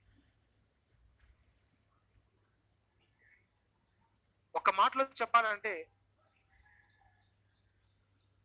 ఒక వ్యక్తి యొక్క శారీరక ఎదుగుదలను వృద్ధితో పోలుస్తారు. ఒక పర్సన్ ఎదిగాడండి, మనరుడికి డిగ్రీ కంప్లీట్ అయిన నాటికి మామూలుగా కాదు, బాహుబలి లాగా ఎదిగిండు. 21 years వచ్చేసినాయి, బాహుబలి లాగా ఎదిగిండు. శారీరక పుష్టి బాగుంది. దానిని వృద్ధి అని పిలవాలి, దానిని వృద్ధి అని పిలవాలి. కానీ 21 years వచ్చినా కూడా మమ్మీ నాకు ఆకలి అవుతుంది, అన్నం పెట్టు, బొమ్మలు తీసుకురా ఆడుకుంటా, నేను కాలేజీకి పోనీ ఇంటనే కూర్చుంటా, నాకు బయట రాత్రిపూట బయటకు పోవాలంటే భయం అవుతుంది, ఈ మాటలు మాట్లాడిన అనుకోండి, ఇప్పుడు అక్కడ ఏం జరిగినట్టు? బాహుబలిలా ఎదిగిన వ్యక్తి, 21 సంవత్సరాల డిగ్రీ కంప్లీట్ అయిన వ్యక్తి, శారీరక పుష్టి కలిగిన వ్యక్తికి ఇంకా మమ్మీ బొమ్మలు తీసుకురా ఆడుకుంటా, ఆకలి అవుతుంది, అన్నం పెట్టు, రాత్రిపూట బయటకు పోవాలంటే భయం అవుతుంటే, నేను కాలేజీకి పోను, ఇంటనే కూర్చుంటాను మారం చేస్తుంటే, అప్పుడు ఆ సార్లు కేవలం వృద్ధి మాత్రమే ఉన్నట్టు. ఇంకా ఆ సార్లు అభివృద్ధి రాలే, అభివృద్ధి రాలే. మరి అభివృద్ధి ఎలా పోల్చొచ్చు అంటే, ఆ వ్యక్తి యొక్క శారీరక ఎదుగుదలతో పాటు మనిషి బాహుబలిలాగా ఎదగాలి, దానితో పాటు మానసిక మేధోపరమైన వికాసము కూడా ఉండాలి, మెంటల్ గా కూడా డెవలప్ కావాలి. అప్పుడు దానిని అభివృద్ధి అని పిలుస్తాం. అంటే అభివృద్ధిలో వృద్ధి కూడా ఉంది, మనిషి ఎదగాలనేది కూడా ఉంది, ప్లస్ దానితో పాటు ఆ శారీరక మానసిక మేధోపరమైన వికాసం కూడా ఉండాలి, మెంటల్ మెచ్యూరిటీ కూడా ఉండాలి. అలా మెచ్యూరిటీ లేకుండా మనిషి ఒకడే ఎదిగితే వృద్ధి, సార్ ఒకడే ఎదిగితే వృద్ధి. సార్ ఎదగడంతో పాటు అతనిలో మానసిక వికాసం కూడా చోటు చేసుకున్నది అనుకోండి, అప్పుడు దానిని అభివృద్ధి అని పిలుస్తాం. ఇదండి వృద్ధికి అభివృద్ధికి మధ్య గల గల వ్యత్యాసాలు. ఓకే కదండి? వృద్ధికి అభివృద్ధికి మధ్య గల స్పష్టమైన వ్యత్యాసాల గురించి మీకు ఎక్స్ప్లెయిన్ చేయడం జరిగింది. మీరు చెప్పినటువంటి పదాలను అన్నింటిని ఒకసారి నేను ఎగ్జాంపుల్‌లో ఇప్పుడు చెప్తాను. ఇందాక చెప్పినవన్నిటిని కూడా ఒకసారి రిపీట్ చేస్తాను. చెక్ చేసుకోండి. వృద్ధి, అభివృద్ధి అనే పదాలు 1960 వరకు ఒకే అర్థాన్ని ఇచ్చే పదాలుగా చెప్పబడ్డాయి. ఆర్థర్ లూయిస్ అభిప్రాయం ప్రకారం వృద్ధి, అభివృద్ధి అన్నవి ఒకే భాషకు చెందిన ఒకే అర్థాన్ని ఇచ్చే రెండు పర్యాయ పదాలని చెప్పబడ్డాయి. కానీ 1960 తర్వాత ఆర్థికవేత్తల మధ్య వృద్ధి, అభివృద్ధి అనే అంశం పట్ల భిన్న అభిప్రాయాలు వ్యక్తమైనవి. శ్రీమతి హిక్స్ అండ్ షుంపీటర్ల అభిప్రాయం ప్రకారం వృద్ధి, అభివృద్ధి అనున్నవి రెండు వేరు అర్థాలనిచ్చే వేరు పదాలు. కేవలం ఉత్పత్తి మాత్రమే పెరిగి జాతీయ ఆదాయం పెరుగుతుంటే వృద్ధి అనాలి. ఉత్పత్తి పెరుగుతూ సామాజిక సమస్యలు తగ్గుతుంటే అభివృద్ధి అని పిలవాలి. దీనిని క్లిండల్ బెర్జర్ ఇలా చెప్పాడు: ఉత్పత్తిలో గమనించదగ్గ పెరుగుదలను వృద్ధి అని, ఆ ఉత్పత్తి పెరగడానికి అవసరమైన సాంకేతిక వ్యవస్థాపరమైన మార్పులను ఆర్థిక అభివృద్ధి అని చెప్పాలని క్లిండల్ బెర్జర్ చెప్పుకొచ్చాడు. అలాగని అభివృద్ధి దేశాలు వృద్ధికి ప్రాధాన్యత ఇస్తే, అభివృద్ధి చెందుతున్న దేశాలు ఆర్థికాభివృద్ధికి ప్రాధాన్యత ఇస్తాయి. వృద్ధి పరిమాణాత్మకమైన భావన, అభివృద్ధి పరిమాణాత్మకమైన మరియు గుణాత్మకమైన భావన. వృద్ధి సంకుచితమైన భావన, అభివృద్ధి విశాలమైన భావన.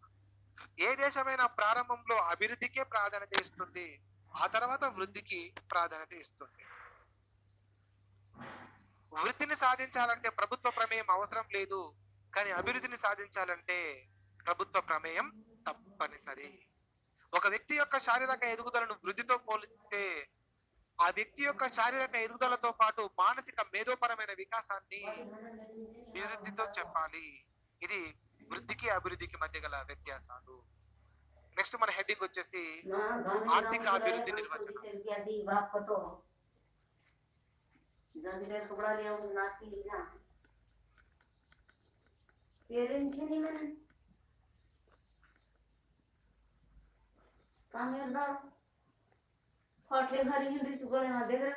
డెఫినేషన్స్.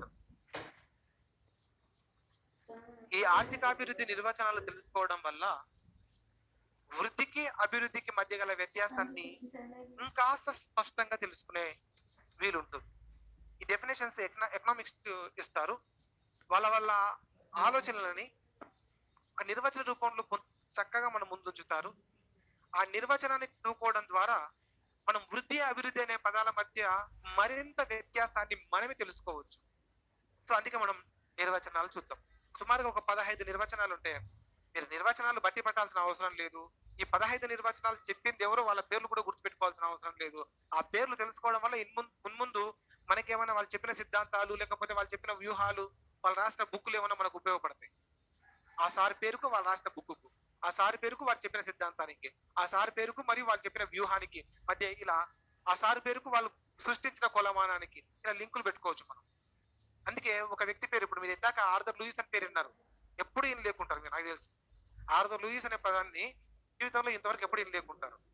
కానీ 2011 గ్రూప్ 2 ఎగ్జామ్ లో ఆయన మీద ఒక క్వశ్చన్ వచ్చింది. అపరిమిత శ్రమ సప్లై సిద్ధాంతాన్ని సృష్టించింది ఎవరంటే ఆర్థర్ లూయిసే. ఆయన ఆన్సర్ అందులో ఉన్నాడు. కానీ ముందు మనకు ఆయన పరిచయం కావాలి. పదే పరిచయం అవుతుంటే ఆర్థర్ లూయిస్ అనే పదం మైండ్ లో సెట్ అయిపోతుంది. ఆర్థర్ లూయిస్ అనే మైండ్ లో సెట్ అయితే ఆయన చెప్పిన సిద్ధాంతం గుర్తుకొస్తుంది. ఏంటి? అపరిమిత శ్రమ సప్లై సిద్ధాంతం. అలాగనే ఆయన రాసిన బుక్ కూడా గుర్తుకొస్తుంది. ఆయన రాసిన బుక్ ఏంటి? Development with unlimited supply of labour అని. Development with unlimited supply of labour అని ఆయన రాసిన బుక్ కూడా గుర్తుకొస్తుంది. సో ఇట్లా మన ఆర్థికవేత్తల పేర్లు సుమారుగా మనం ఒక 30-40 మంది పేర్లు చదువుకుంటాం ఈ టాపిక్ లో. కనీసం 30 మంది అన్న ఆర్థికవేత్తలు వస్తారు. వాళ్ళు చెప్పిన సిద్ధాంతాలు, వాళ్ళు చెప్పిన నిర్వచనాలు వస్తాయి. కాబట్టి కొంచెం నిర్వచనాలు చదవడం వల్ల కొద్ది మంది ఆర్థికవేత్తల పేర్లు కూడా తెలుసుకునే వీలు ఉంటుంది. వృద్ధికి అభివృద్ధికి మధ్య గల వ్యత్యాసాన్ని మరి కాస్త స్పష్టంగా తెలుసుకునే వీలు ఉంటుంది.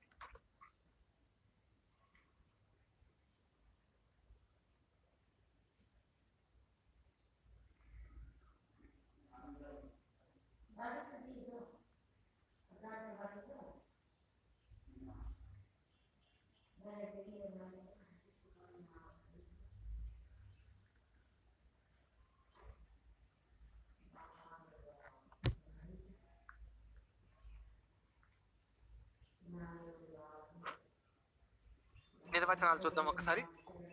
నేను ప్రతి నిర్వచనాన్ని 15 నిర్వచనాలను బోర్డు మీద రాస్తాను. రాసి ఆ నిర్వచనంలో ఉన్నటువంటి ఆ ప్రత్యేకత, వృద్ధి అభివృద్ధి మధ్య గల వ్యత్యాసాన్ని ఆ నిర్వచనం ప్రకారంగా ఎలా తెలుసుకోవచ్చు కూడా చెప్పే ప్రయత్నం చేస్తాను. మీరు కూడా జాగ్రత్తగా వినడానికి ట్రై చేయండి. నెంబర్ 1,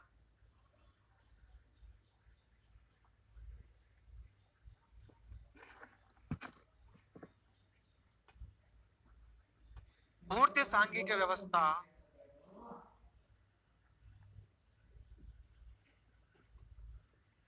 పై స్థాయికి కదలడాన్ని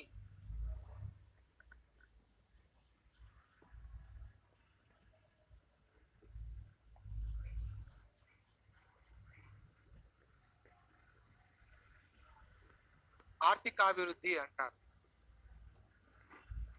ఈ నిర్వచనం ఇచ్చినటువంటి ఎకానమిస్ట్ గున్నార్ మిర్తాల్.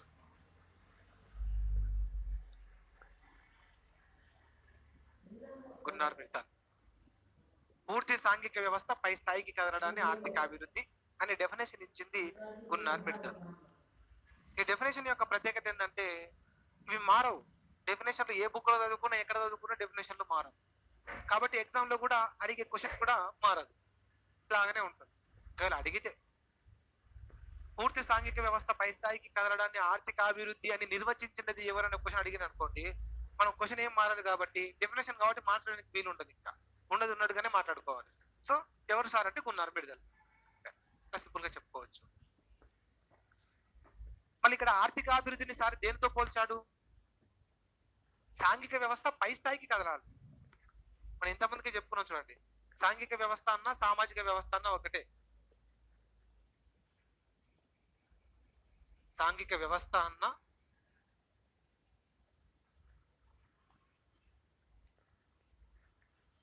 సామాజిక వ్యవస్థ అన్నా ఒకటే. ఇంగ్లీష్ లో సోషల్ సెక్టార్ అని పిలుస్తారు దీన్ని. సోషల్ సెక్టార్ అని పిలుస్తాం. సాంఘిక వ్యవస్థ, సామాజిక వ్యవస్థ. మనకు సామాజిక సమస్యలు అని చెప్పేసి సామాజిక రంగం గురించి నిన్న క్లాస్ లో మాట్లాడుకున్నాం.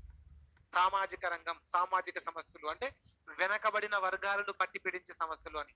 సామాజిక సమస్యలు అంటే వెనకబడిన వర్గాలను పట్టి పీడించే సమస్యలు అని. సామాజిక రంగం అంటే వెనకబడిన వర్గాలు ఉంటారు. మరి సామాజిక వ్యవస్థ అంటే వెనకబడ్డ ప్రజలతో కూడినటువంటి వ్యవస్థ అని అర్థం. అలా వెనకబడినటువంటి ప్రజలు ఎస్సీ, ఎస్టీ, బీసీ, మైనారిటీ, వికలాంగులు, వితంతు స్త్రీలు, వృద్ధులు, మహిళలు, వీరు వెనకబడినటువంటి వర్గాలలో భాగం. వీరిని సామాజిక రంగం అనొచ్చు, సామాజిక వ్యవస్థ అనొచ్చు, సాంఘిక రంగం అనొచ్చు, సాంఘిక వ్యవస్థ అని పిలవచ్చు వీరిని. ఇలా వెనకబడినటువంటి వీళ్ళందరూ కూడా పూర్తి సాంఘిక వ్యవస్థ, మొత్తం వెనకబడిన వ్యవస్థ అంతా కూడా పై స్థాయికి కదులుతూ ఉంటే దాన్ని ఆర్థిక అభివృద్ధి అని పిలుస్తాం. మరి వెనకబడిన సామాజిక వ్యవస్థ పై స్థాయికి కదలడము అంటే వారు ఆర్థికంగా కొన్ని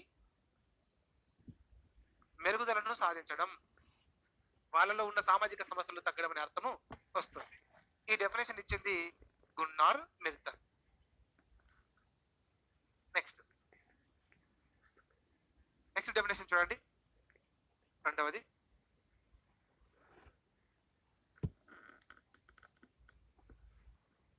స్తబ్దుగా ఉన్న ఆర్థిక వ్యవస్థ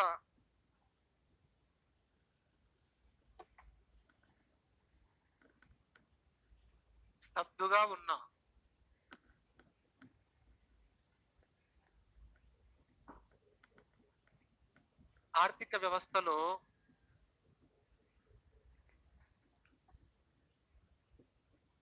ఒక్కసారిగా మార్పులు రావడాన్ని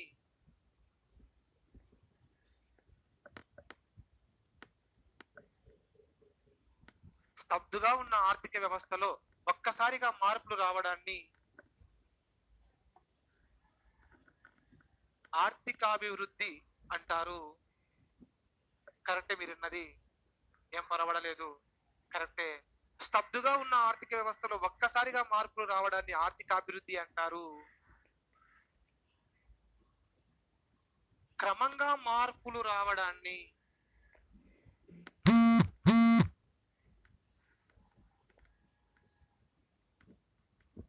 ఆర్థిక వృద్ధి అంటారు.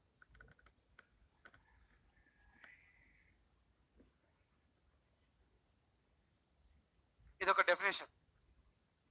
అంటే ఎలాంటి చలనం లేకుండా ఆర్థిక వ్యవస్థలో ప్రజల ఆదాయాలు పెరగకుండా స్థిరంగా ఉంటే, ప్రజల ఆదాయాలు పెరగకుండా స్థిరంగా ఉంటే దాన్ని స్తబ్దుగా ఉన్న ఆర్థిక వ్యవస్థ అంటారు. అలా ప్రజల ఆదాయాలు పెరగకుండా స్థిరంగా ఉన్న స్తబ్దుగా ఉన్న ఆర్థిక వ్యవస్థలో ఒక్కసారిగా మార్పులు వస్తే దానిని ఆర్థిక అభివృద్ధి అంటారు. అంటే అన్ని రంగాలలో మార్పులు వస్తాయి.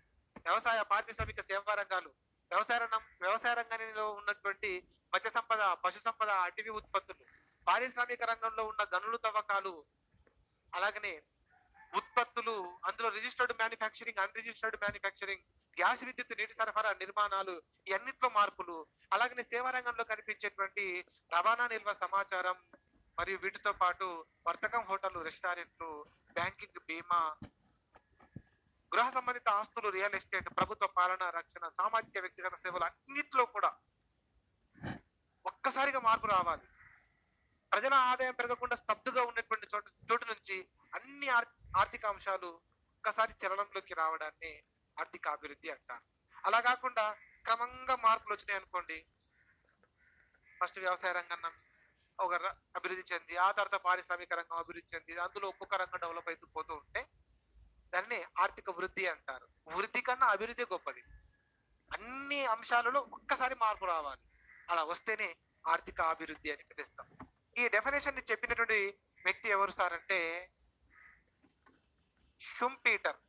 మనం ఇదివరకు మాట్లాడుకున్నాం కదా, షుంపీటర్. షుంపీటర్ అనగానే మనకు సిద్ధాంతం కూడా గుర్తు రావాలి, నవకల్పనల సిద్ధాంతం అని, ఇన్నోవేషన్ థియరీ అని. మన సిద్ధాంతాల గురించి మాట్లాడుకునే సమయం వచ్చినప్పుడు నవకల్పనల సిద్ధాంతం గురించి తెలియజేసినది ఎవరు అంటే అప్పుడు మీరు చెప్పాలి షుంపీటర్ అని. అప్పుడు ఖచ్చితంగా అడుగుతాను. సో ఈ పర్సన్ ఇక్కడ వచ్చాడు, అక్కడ వస్తాడు. షుంపీటర్ యొక్క ప్రముఖ గ్రంథం స్మాల్ ఈజ్ బ్యూటిఫుల్. షుంపీటర్ యొక్క ప్రముఖ గ్రంథం స్మాల్ ఈజ్ బ్యూటిఫుల్. సరే, అది కూడా వస్తుంది, చెప్తాను తర్వాత. ముందుగానే అయితే ఆయన పేరు గుర్తు పెట్టుకుందాం, షుంపీటర్. ఈయన చెప్పిన డెఫినేషన్ ఒకసారి చదువుకుందాం. స్తబ్దుగా ఉన్న ఆర్థిక వ్యవస్థలో ఒక్కసారిగా మార్పులు రావడాన్ని ఆర్థిక అభివృద్ధి అంటారు. క్రమంగా మార్పులు రావడాన్ని ఆర్థిక వృద్ధి అని పిలుస్తారు. చెప్పింది షుంపీటర్. 2 డెఫినేషన్స్ అయిపోయినాయి. అయితే లాస్ట్ కు 15 డెఫినేషన్లు చెప్పిన తర్వాత ఓన్లీ డెఫినేషన్ పేరు చెప్పంగానే ఆ చెప్పిన ఆర్థికవేత్త పేరు కూడా మీరు చెప్పగలగాలి. చూద్దాం ఎంతమంది చెప్పగలుగుతారో, అట్లా కూడా చెక్ చేద్దాం. చెప్తే గ్రేట్. 15 డెఫినేషన్లు చెప్పిన తర్వాత ఆ డెఫినేషన్ ఇచ్చిన పర్సన్ పేరు అడిగితే మీరు వెంటనే చెప్పగలిగినట్లయితే మీరు చాలా జాగ్రత్తగా క్లాస్ విన్నారని అర్థం. చెప్పలేక ఓన్లీ తడబడుతున్నారు, ఖాళీగా ఉన్నారంటే ఇక మీరు క్లాస్ మీద కన్నా జస్ట్ ఓన్లీ ఆ టూకీగా వింటున్నారని అర్థం ఉంటది. చూద్దాం. ఇప్పటికి 2 డెఫినేషన్లు అయిపోయినాయి. ఆ 2 డెఫినేషన్లు కూడా మరొకసారి చెప్తున్నాను. పూర్తి సాంఘిక వ్యవస్థ పై స్థాయికి కదలడాన్ని ఆర్థిక అభివృద్ధి అంటారు. చెప్పింది గున్నార్ నిర్ధార్. నెక్స్ట్, స్తబ్దుగా ఉన్న ఆర్థిక వ్యవస్థలో ఒక్కసారిగా మార్పులు రావడాన్ని ఆర్థిక అభివృద్ధి అంటారు. క్రమంగా మార్పులు రావడాన్ని ఆర్థిక వృద్ధి అని పిలుస్తారు. చెప్పింది షుంపీటర్. నెక్స్ట్,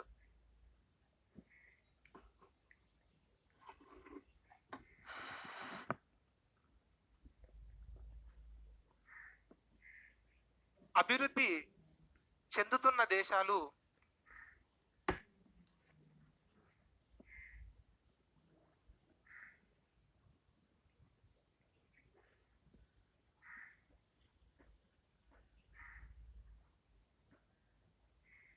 నిరుపయోగంగా ఉన్న వనరులను ఉపయోగించుకొని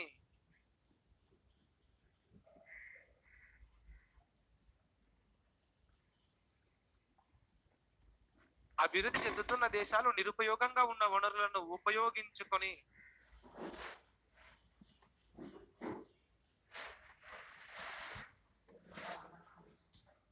ఆర్థికాభివృద్ధి కోసం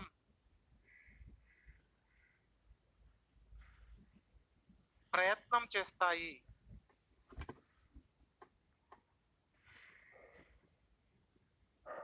అభివృద్ధి చెందిన దేశాలు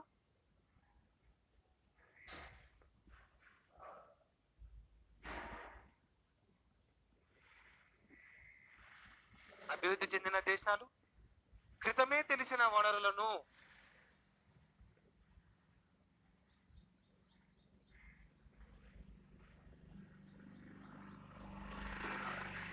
వినియోగించుకొని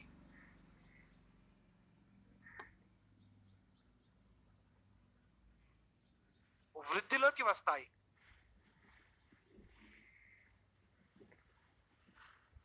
ఇది ఒక డెఫినేషన్. ఈ డెఫినేషన్ ఇచ్చింది ఎవరు సార్ అంటే శ్రీమతి హిక్స్. శ్రీమతి హిక్స్ ఈ డెఫినేషన్ ఇచ్చింది శ్రీమతి హిక్స్. ఇందులో ఏముందో చూడండి. అభివృద్ధి చెందుతున్న దేశాలు అనగా మనలాంటి భారత్ లాంటి దేశాలు నిరుపయోగంగా ఉన్న వనరులు ఉపయోగించుకుని ఆర్థికాభివృద్ధి కోసం ప్రయత్నం చేస్తాయి. ఈ పదాన్ని అర్థం చేసుకోవాలంటే మనకి ఎంతో అవగాహన కలిగి ఉండాలి. వనరులను ఉపయోగించుకుని ఆర్థికాభివృద్ధి కోసం ప్రయత్నం చేస్తాయి అంటే వనరులు అంటే మానవ వనరులు కావచ్చు, సహజ వనరులు కావచ్చు. మన దేశంలో కావలసినన్ని మానవ వనరులు ఉన్నాయి, కావలసినన్ని సహజ వనరులు ఉన్నాయి. కానీ సహజ వనరులను పూర్తిగా వాడుకోలేకపోతున్నాం. మనలాంటి దేశాలన్నీ కూడా మానవ వనరుల్ని కూడా సరిగ్గా ఉపయోగించుకోలేకపోతున్నాం. మన దేశంలో పరిస్థితి ఏంటంటే నిరుపయోగంగా ఉన్న సహజ వనరులు పూర్తిగా వినియోగంలోకి రాని మానవ వనరులు ఇదే దేశానికి పెద్ద సమస్య. ఏం చెప్పినా మళ్ళొకసారి చూడండి. నిరుపయోగంగా ఉన్న సహజ వనరులు పూర్తిగా వినియోగంలోకి రాని మానవ వనరులు. అందరూ పని చేయట్లేదు కాబట్టి మానవ వనరులు పూర్తిగా యూటిలైజ్ అవ్వట్లేదు. సహజ వనరులు కావలసినంత ఉన్నాయి కానీ అవి కూడా పూర్తిగా మనం వినియోగించుకోలేకపోతున్నాం. ఆల్రెడీ ఒక చిన్న లిరికల్ సాంగ్ కూడా ఉంది. భారతదేశం భాగ్యసీమరా, ఖనిజ సంపదకు పొదువలేదురా, బంగారు పంటల భూములున్నాయి, సాగులెరగని జీవనదులురా, అంగట్లో నా అన్ని ఉన్నా అల్లుని నోట్లో శని ఉన్నట్లు, సకల సంపద గల్ల దేశంలో నా దళిద్రం ఎట్టుందో నాయన, దళిద్రం ఎట్టుందో నాయన. దీంట్లో ఏముంది? భారతదేశం భాగ్యసీమరా, ఖనిజ సంపదకు కొదువలేదురా, బంగారు పంటల భూములున్నాయి, సాగులెరగని జీవనదులురా. ఎన్ని ఉన్నాయి భారతదేశంలో? అంటే కావలసినంత సహజ సంపద ఉంది కానీ వాటిని వాడుకోలేకపోతున్నాం. ఇదే దేశానికి పడిన పెద్ద సమస్య.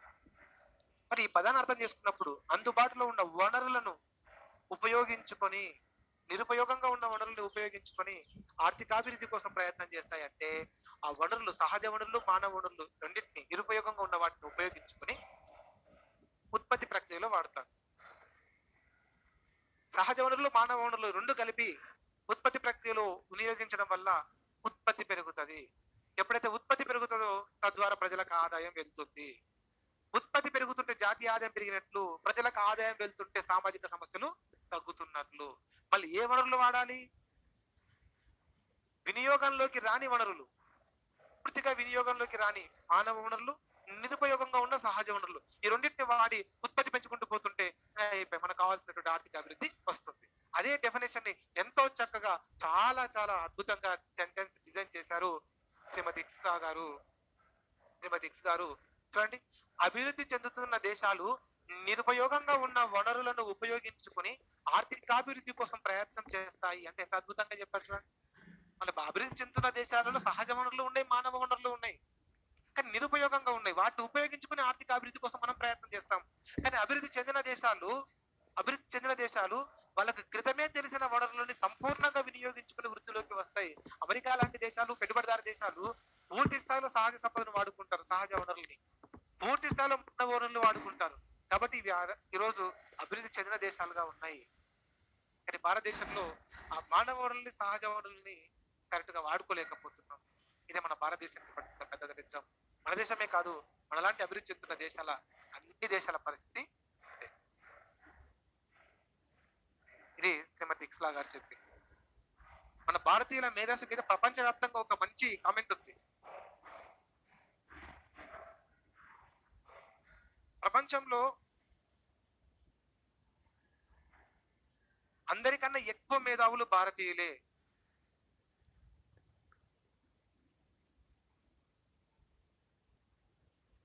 దేన్ని సాధించాలన్నా అది భారతీయుల వల్లనే సాధ్యం. ప్రపంచానికి కావలసిన జ్ఞాన సంపద మొత్తం భారతీయుల సొంతం. కానీ భారతీయులకు ఉన్నటువంటి అలవాటు ఏంటంటే అవసరమైతే తప్ప వారు ఏ పని చేయరు. ఎంత అద్భుతంగా డిజైన్ చేసారు దీన్ని కూడా. ప్రపంచంలో అత్యంత మేధావులు భారతీయులు, కానీ భారతీయులు అవసరమైతే తప్ప గాని ముందుకు రారంట. అంటే సోమరిపోతులు అని చెప్తున్నారు, అంతే, ఏం లేదు. మనకు కావలసినంత నాలెడ్జ్ ఉంది కానీ ఉపయోగించుకోం. ఇంకా తప్పదనుకున్నప్పుడు మనం టాలెంట్ మనం ఉపయోగిస్తాం, మన టాలెంట్ ని మనం ఉపయోగిస్తాం. వేరే ఆప్షన్ లేకపోతే, ఆప్షన్లు ఉన్నంత వరకు టైం పాస్ చేస్తాం. ఆప్షన్లు ఉంటే ఏం లేదు తప్పనిసరిగా చేయాలనుకున్నప్పుడు భారతీయులు చేసేంత గొప్పగా ప్రపంచంలో ఏ దేశీయులు కూడా చేయలేరు. అంత టాలెంట్ ఫెలోస్ ఇండియన్స్ అని చెప్పేసి ప్రపంచవ్యాప్తంగా ఒక కామెంట్ ఉంది. సో కానీ దాన్ని పూర్తిగా వినియోగంలోకి తీసుకొచ్చినప్పుడే భారత్ ఎదుగుతుంది. అందుకే ప్రదేశంలో స్కిల్స్ డెవలప్ చేయాలి. నేర్చుకునే తప్పన భారతీయులకు ఉంటే అద్భుతమైనటువంటి వస్తువులను సృష్టించగలరు భారతీయులు. సో మొత్తానికైతే శ్రీమతి హింగ్స్లా గారు ఒక మంచి డెఫినేషన్ చెప్పారు. రండి మళ్ళొకసారి వినిపిస్తాను. అభివృద్ధి చెందుతున్న దేశాలు నిరుపయోగంగా ఉన్న వనరులను ఉపయోగించుకొని ఆర్థికాభివృద్ధి కోసం ప్రయత్నం చేస్తాయి. అభివృద్ధి చెందిన దేశాలు క్రితమే తెలిసిన వనరులను వినియోగించుకొని వృద్ధిలోకి వస్తాయి. శ్రీమతి హింగ్స్లా గారు చెప్పారు. నెక్స్ట్ డెఫినేషన్ చూద్దాం. ఇది థర్డ్ వన్ కదా, ఫోర్త్ వన్ లోకి వెళ్దాం.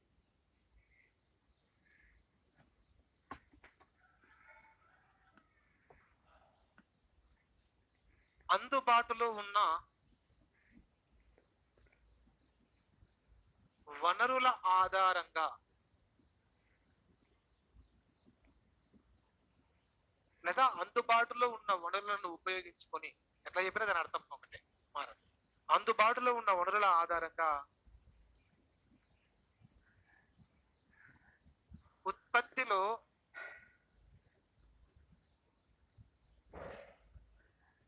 పెరుగుదలను సాధించు ప్రక్రియను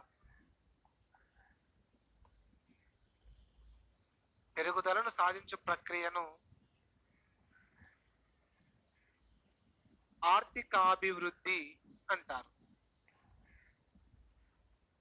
చాలా సింపుల్ గా అర్థం చేసుకోవచ్చు, దీన్ని పెద్దగా ఇబ్బంది పెట్టే వర్డ్స్ ఏం లేవు.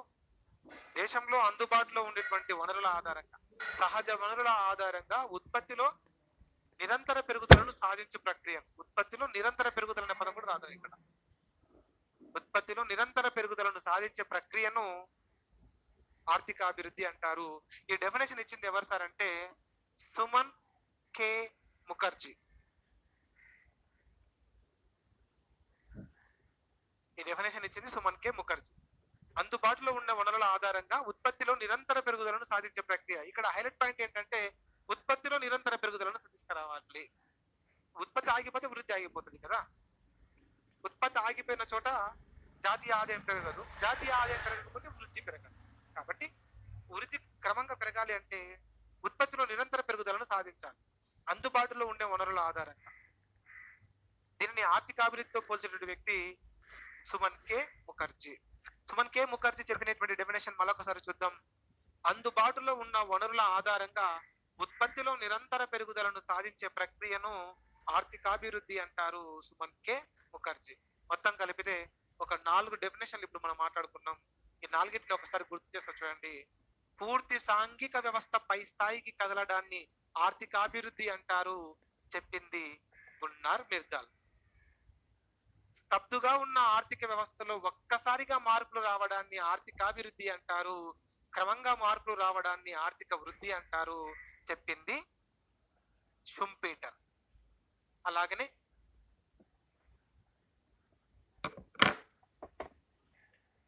అభివృద్ధి చెందుతున్న దేశాలు నిరుపయోగంగా ఉన్న వనరులను ఉపయోగించుకొని ఆర్థికాభివృద్ధి కోసం ప్రయత్నం చేస్తాయి. అభివృద్ధి చెందిన దేశాలు క్రితమే తెలిసిన వనరులను ఉపయోగించుకొని వృద్ధిలోకి వస్తాయి. ఈ డెఫినేషన్ చెప్పింది శ్రీమతి హిగ్స్. అలాగనే అందుబాటులో ఉండే వనరుల ఆధారంగా ఉత్పత్తిలో నిరంతర పెరుగుదలను సాధించే ప్రక్రియను ఆర్థిక అభివృద్ధి అంటారు, చెప్పింది సుమన్ కే ముఖర్జీ. దీని తర్వాత ఇప్పుడు 4 అయిపోయినాయి కదండి, ఇంకా మిగతావి కూడా చూద్దాం. అభివృద్ధి నిర్వచనాలకు సంబంధించి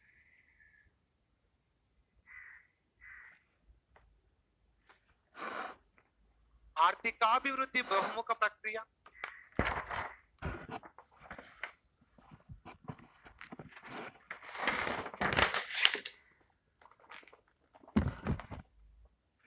ఆర్థికాభివృద్ధి బహుముఖ ప్రక్రియ. సామాజిక నిర్మాణాలలో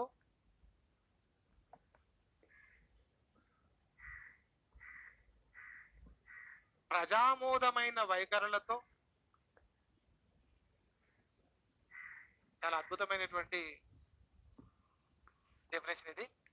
ఆర్థికాభివృద్ధి బహుముఖ ప్రక్రియ సామాజిక నిర్మాణాలలో ప్రజామోదమైన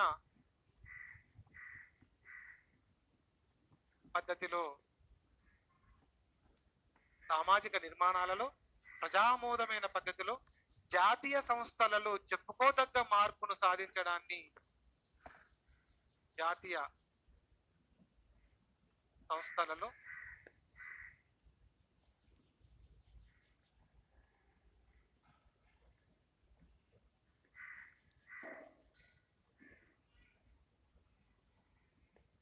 సంస్థలలో చెప్పుకోదగ్గ మార్పు.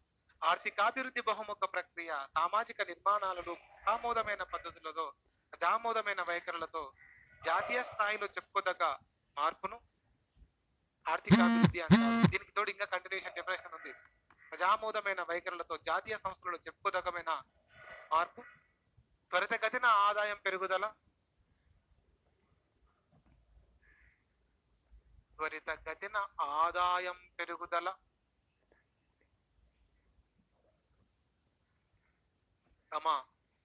అసమానతల తగ్గుదల,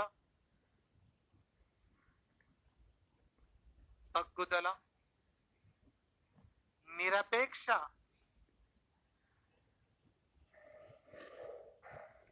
పేదరిక నిర్మూలన,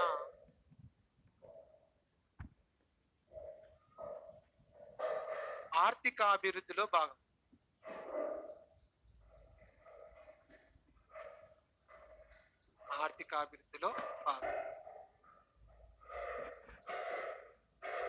ఈ డెఫినేషన్ చెప్పింది ఎవరంటే మైకెల్ పి తొడారో.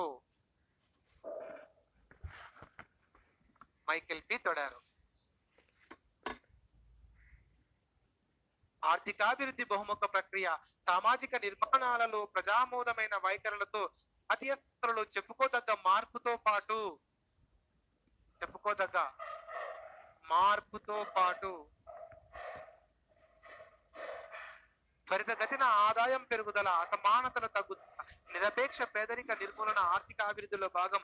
ఇదంతా అర్థం చేసుకోండి, మీకు ఎంతో సబ్జెక్ట్ నాలెడ్జ్ డెవలప్ అవుతుంది. ఆర్థికాభివృద్ధి అనేది కేవలం ఒక డైమెన్షన్ లో ఉన్నది కాదు. జస్ట్ ఉత్పత్తి పెంచితేనో, జస్ట్ పేదరికం తగ్గిస్తేనో, జస్ట్ నిరుద్యోగం తగ్గిస్తేనో ఆర్థికాభివృద్ధి జరగదు. ఆర్థికాభివృద్ధి అన్నది బహుముఖ ప్రక్రియ, మల్టీ డైమెన్షనల్ వర్షన్. ఇది ఒక్క రంగంలో మార్పు వస్తే కాదు, అన్ని రంగాలలో మార్పు రావాలి. అది ఎట్లా చూడండి, సామాజిక నిర్మాణం అంటే ఇప్పుడు వెనకబడ్డటువంటి వర్గాలకు సంబంధించిన నిర్మాణంతో, ప్రజామోదమైన పద్ధతులతో జాతీయ సంస్థలలో చెప్పుకోదగ్గ మార్పుతో పాటు, జాతీయ సంస్థలు అంటే మంచి మంచి కార్పొరేషన్, నీతి ఆయోగ్ జాతీయ సంస్థ, జాతీయ సంస్థ, యూజీసీ ఒక జాతీయ సంస్థ, నాబార్డు ఒక సంస్థ. ఈ జాతీయ సంస్థలలో చెప్పుకోదగ్గ మార్పులు రావాలి. జాతీయ సంస్థలలో చెప్పుకోదగ్గ మార్పులతో పాటు త్వరితగతిన ప్రజల ఆదాయం పెరగాలి, అసమానతలు తగ్గాలి, నిరపేక్ష పేదరిక నిర్మూలన కూడా జరగాలి. భారత్ లో ఉండేది నిజమైన పేదరికం, నిరపేక్ష పేదరికం, అబ్సల్యూట్ పావర్టీ, అది కూడా తగ్గాలి. ఇవన్నీ తగ్గితేనే అది ఆర్థిక అభివృద్ధి అని చెప్పినటువంటి వ్యక్తి మైకెల్ పి తొడారో. మరొకసారి డెఫినేషన్ వినిపిస్తుంది, ఎందుకంటే ఎక్కువ సందర్భాల్లో వింటేనే గుర్తుంటది. జస్ట్ బోర్డు మీద ఎలా ఉన్నాయి అనుకోండి, ఆ పేర్లు గుర్తుండవు, ఎక్కువ కాలం పాటు అది మనం గుర్తుపెట్టుకోలేము కూడా. ఎక్కువసార్లు మనం గుర్తుంచుకోవాలంటే ఎక్కువసార్లు వినాలి. అందుకే నేను మళ్ళీ వినిపించే ప్రయత్నం చేస్తున్నా. ఆర్థికాభివృద్ధి బహుముఖ ప్రక్రియ సామాజిక నిర్మాణాలలో ప్రజామోదమైన వైఖరులతో జాతీయ సంస్థలలో చెప్పుకోదగ్గ మార్పుతో పాటు త్వరితగతిన ఆదాయం పెరుగుదల, అసమానతల తగ్గుదల, నిరపేక్ష పేదరిక నిర్మూలన ఆర్థికాభివృద్ధిలో భాగం. Michael P తొడారో.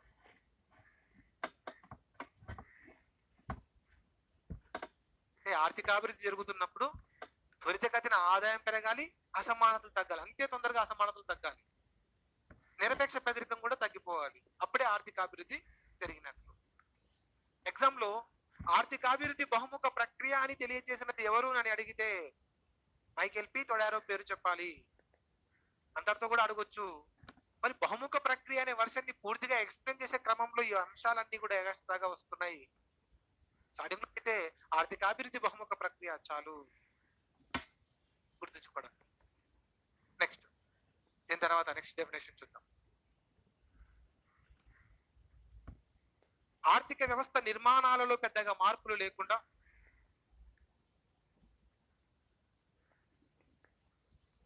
ఆర్థిక వ్యవస్థ నిర్మాణాలలో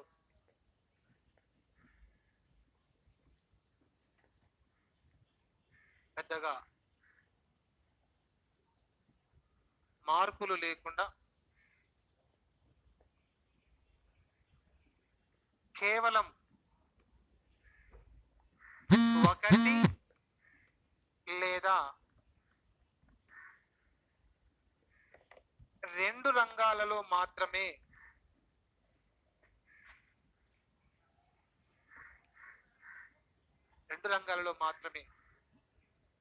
మార్పు చోటు చేసుకుంటే దానిని ఆర్థిక వృద్ధి అని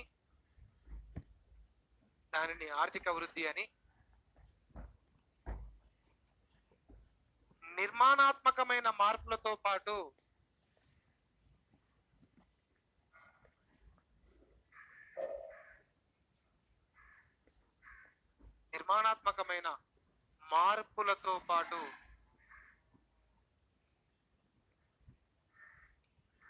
వ్యవస్థాపరమైన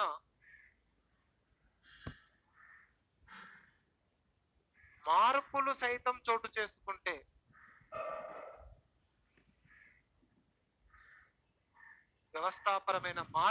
చోటు చేసుకుంటే దానిని ఆర్థికాభివృద్ధి అంటారు.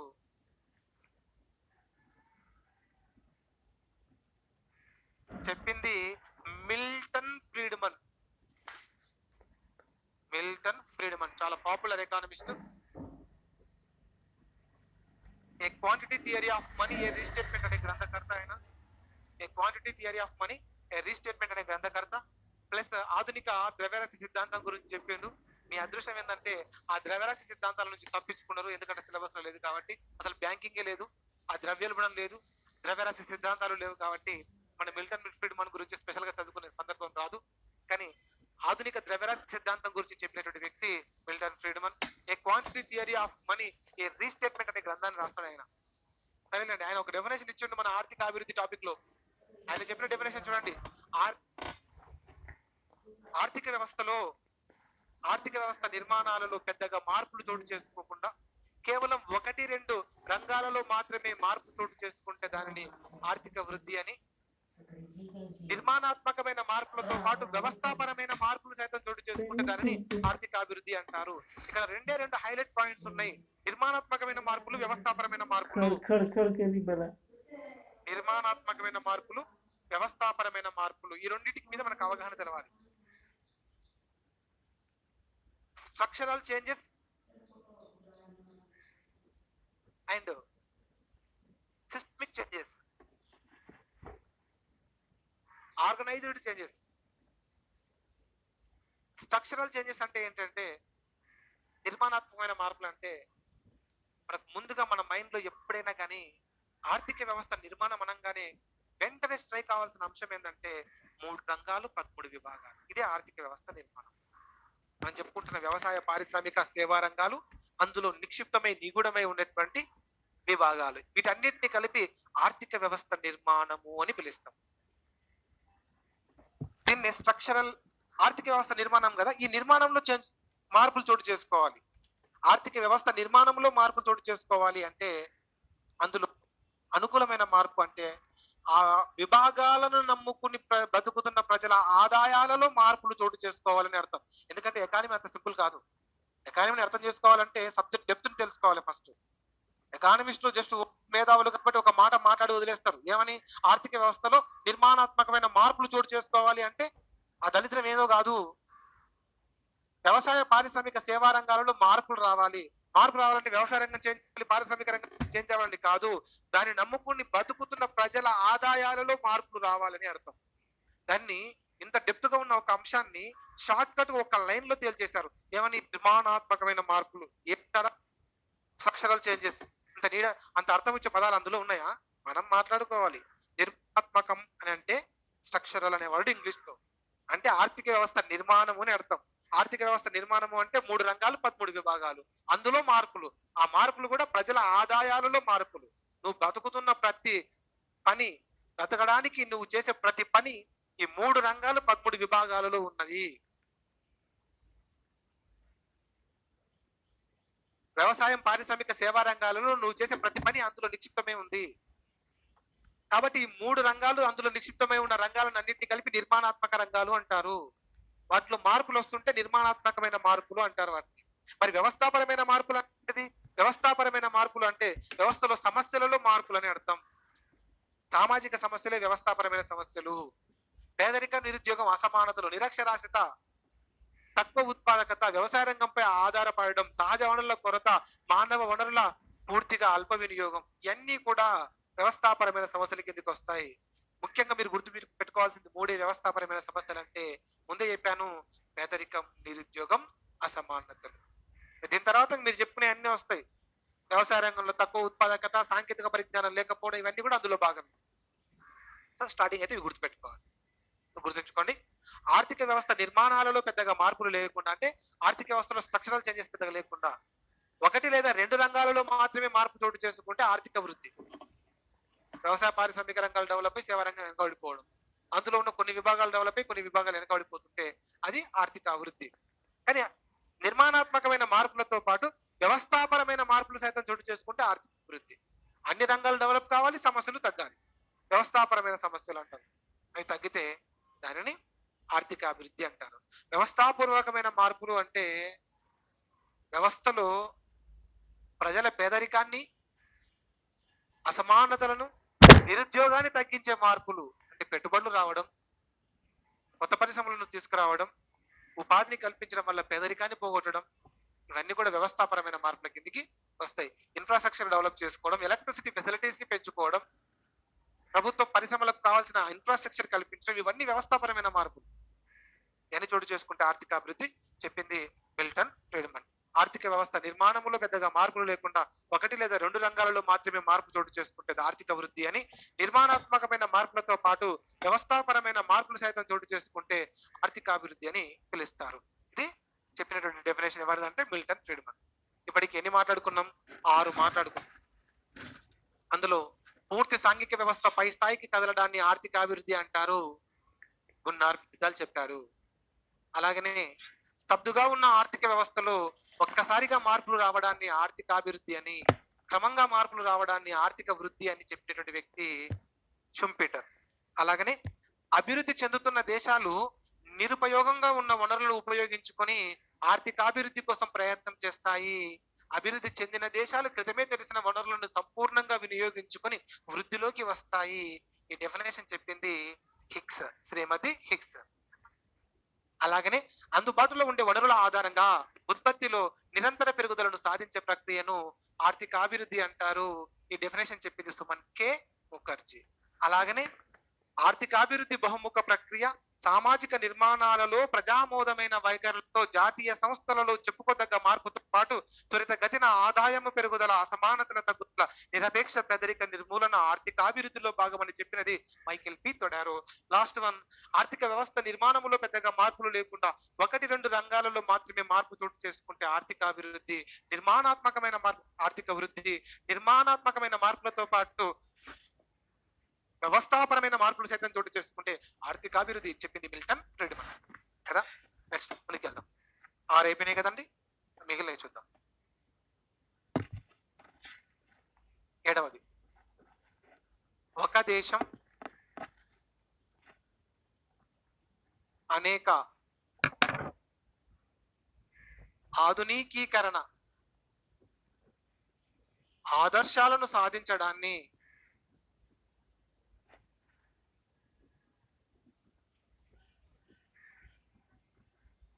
ఆర్థిక అభివృద్ధి అంటారు. ఒక దేశం అనేక ఆధునికీకరణ ఆదర్శాలను సాధించడాన్ని ఆర్థిక అభివృద్ధి అంటారు. చెప్పింది బ్లాక్, సిఈ బ్లాక్.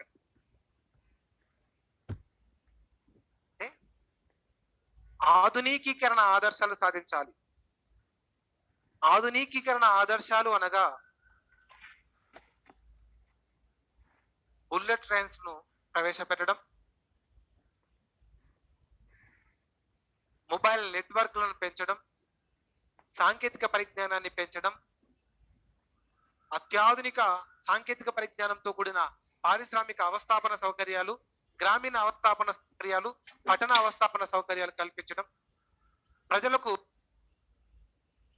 అద్భుతమైన పరిపాలన అందించడానికి కావలసిన టెక్నాలజీని ఉపయోగించడం, ప్రభుత్వ సేవలు పొందాలనుకుంటే ఆ ప్రభుత్వ కార్యాలయాల చుట్టూ తిరగకుండా జస్ట్ ఆన్లైన్ లో దరఖాస్తు చేసుకోవడం ద్వారా ప్రభుత్వ సేవలు ప్రజలకు అందుబాటులోకి రావడం, ఇవన్నీ కూడా ఆధునికీకరణ ఆదర్శాలు అంటారు. మెరుగైన మార్పులోని ఒకప్పుడు గ్యాస్ సిలిండర్ తెచ్చుకోవాలంటే మనం అడిగి పోతుంటివి. సిలిండర్ షాప్ ఎక్కడ ఉందో, గ్యాస్ సిలిండర్ ఏజెన్సీ ఎక్కడ ఉందో ఆడికి వెళ్ళి మనం బైక్ మీద వెళ్ళి తెచ్చుకునే వాళ్ళం. ఇప్పుడు ఏమైంది, ఇంటికాడ కూర్చొని ఓన్లీ బుక్ చేసుకుంటే చాలు, మన ఇంటికాడ వచ్చి దింపిపోతున్నాం. ఇవన్నీ కూడా ఆధునిక ఆదర్శాలే. అంటే ప్రజలకు ప్రభుత్వ సేవలు అందుబాటులోకి తీసుకురావడం. నీకు పని కావాలంటే వెతుక్కుంటూ పోవాల్సిన అవసరం లేదు. ఈరోజు అనేక సంస్థలు ఆన్లైన్ లోనే ఉద్యోగాలకు దరఖాస్తు చేసుకుని మేము మీకు మీ టాలెంట్ సర్టిఫికేట్లను బట్టి మీకు ఉద్యోగాలు ఇస్తామనే పరిస్థితి కూడా వచ్చింది. ఒక వెబ్ పోర్టల్ కూడా తీసుకొస్తున్నారు. ఇండియాలో భాగంగా మేక్ ఇన్ ఇండియాలో భాగంగా ఇలాంటి ఉద్యోగాల సృష్టిని వెతుకుతున్నారు. దీన్ దయాళ్ ఉపాధ్యాయ గ్రామ కౌశల్ యోజనలో భాగంగా కూడా మీకు ఉపాధి అవకాశాల పైన శిక్షణ ఇచ్చి పనిస్తున్నారు. ఇవన్నీ కూడా ఆధునికీకరణ ఆదర్శాలు అంటారు వాటిని.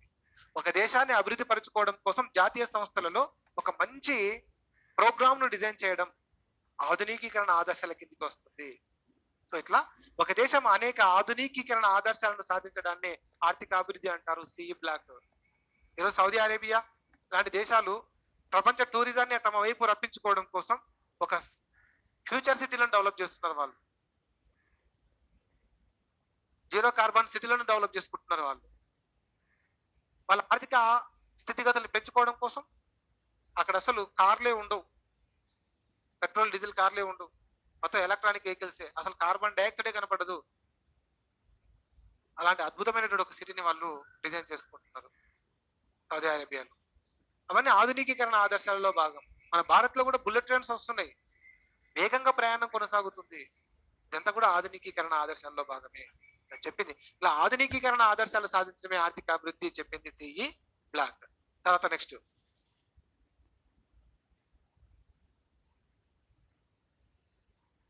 ఆర్థికాభివృద్ధి అంతులేని నిత్యం కొనసాగే ప్రక్రియ.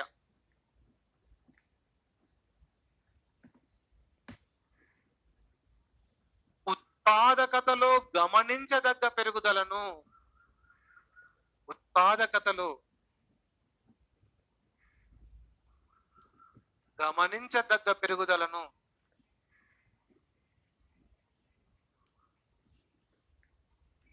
ఆర్థికాభివృద్ధి అంటారు. ఈ డెఫినేషన్ ఇచ్చింది ఎవరెస్ట్ కాదు, ఎవరెట్ ఈ హెగెన్. ఈయన కాంపోజిట్ ఇండెక్స్ ఆఫ్ డెవలప్మెంట్, సమగ్ర అభివృద్ధి సూచి, కాంపోజిట్ ఇండెక్స్ ఆఫ్ డెవలప్మెంట్ అనేటువంటి ఒక అభివృద్ధి సూచిని డిజైన్ చేసిండు ఎవరెట్ ఈ హెగెన్. ఆయన మళ్ళా వస్తాడు అక్కడ. ఇక్కడైతే గుర్తుంచుకోండి, ఆర్థికాభివృద్ధి అంతులేని నిత్యం కొనసాగే ప్రక్రియ. ఆర్థికాభివృద్ధి అనేది ఒక చోట ఆగదు, నిత్యం కొనసాగుతూనే ఉంటది.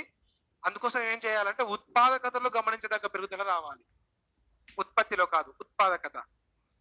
ఒక 10 మంది కలిసి 100 వస్తువులు తయారు చేస్తే ఉత్పత్తి, 10 మంది కలిసి 100 వస్తువులు తయారు చేస్తే ఉత్పత్తి. ఒక్కొక్కరు ఎంత తయారు చేస్తున్నారని చెప్పేది ఉత్పాదకత. 10 మంది 100 వస్తువులు అన్నప్పుడు ఒక్కొక్కరు ఎన్ని తయారు చేస్తున్నారు? 10 తయారు చేస్తున్నారు. 100 అనేది ఉత్పత్తి, ఇక్కడ 10 అనేది ఉత్పాదకత. ఇప్పుడు ఏం చేయాలి? ఉత్పత్తి కాదు పెరగాల్సింది, ఉత్పాదకత పెరగాలి. ఒక్కొక్కరు 10 వస్తువులు తయారు చేసే చోట 11, 12, 13 ఇలా దానంతా పెరుగుతూనే ఉండాలి. ఒక శ్రామికుడు ఈ సంవత్సరం 10 వస్తువులు తయారు చేయగలుగుతున్నాడు అంటే వచ్చే సంవత్సరం 11 వస్తువులు తయారు చేయగలగాలి, నెక్స్ట్ ఇయర్ 12 వస్తువులు తయారు చేయగలగాలి. ఇది ఉత్పాదకత పెరగాలి. ఉత్పత్తి పెంచుకోవాలంటే శ్రామికులను పెంచుకుని ఉత్పత్తి పెంచుకోవచ్చు, కానీ ఉత్పాదకత పెరగాలి కదా. ఒక శ్రామికుడు సగటున ఎన్ని వస్తువులు తయారు చేస్తున్నాడో ఆ సగటున తయారు చేసే వస్తువుల సంఖ్య పెరగాలి. ఒక సంస్థ 100 వస్తువులు తయారు చేస్తుంది, ప్రొడక్షన్ 10 మంది శ్రామికులతోటి, లేబర్స్ 10 మంది, 100 వస్తువుల ప్రొడక్షన్ జరుగుతుంది. మళ్ళీ ఉత్పత్తి పెంచుకోవాలనుకున్నప్పుడు ఏం చేయొచ్చు, 15 మందిని పెంచి ఇక్కడ 150 తయారు చేయొచ్చు. ఉత్పత్తి పెరిగింది, కానీ పెరగాల్సింది ఉత్పత్తి కాదు, ఉత్పాదకత, యావరేజ్ ప్రొడక్ట్ పెరగాలి.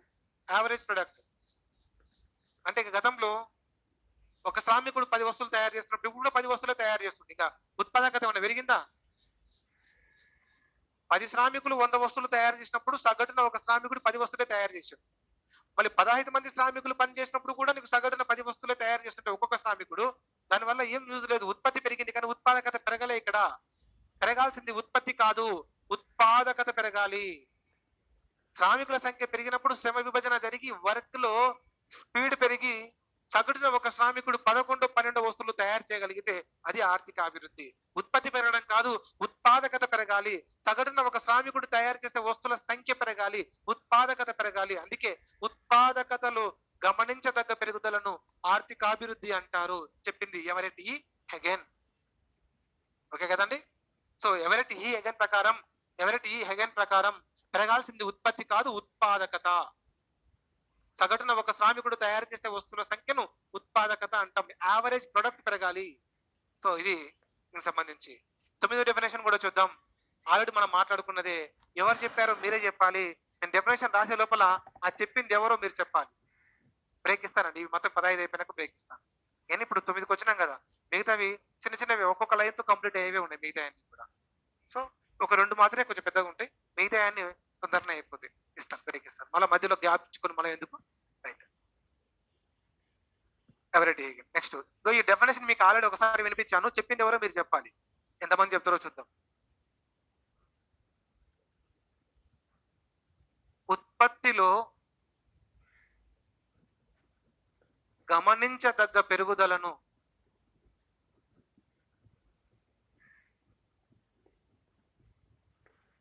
ఆర్థిక వృద్ధి అని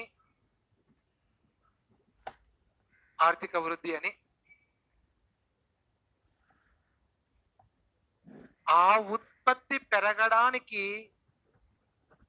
కావాల్సిన సాంకేతిక వ్యవస్థాపరమైన మార్పులను ఆర్థికాభివృద్ధి అంటారు.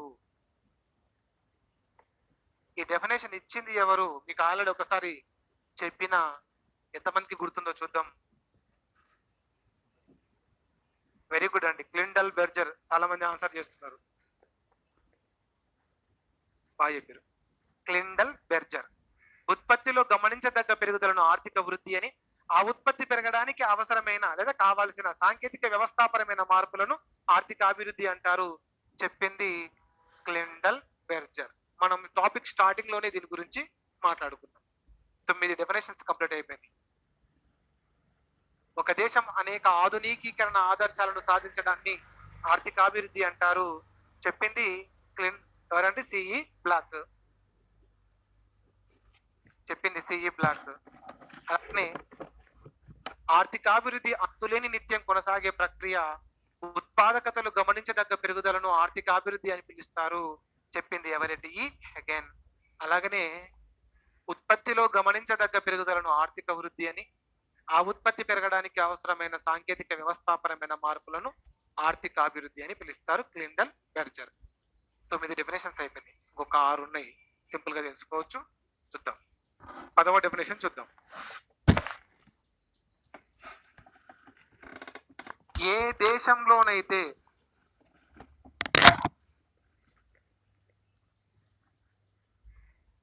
పేదరికం, నిరుద్యోగం, అసమానతలను వాటి యొక్క అధిక స్థాయి నుండి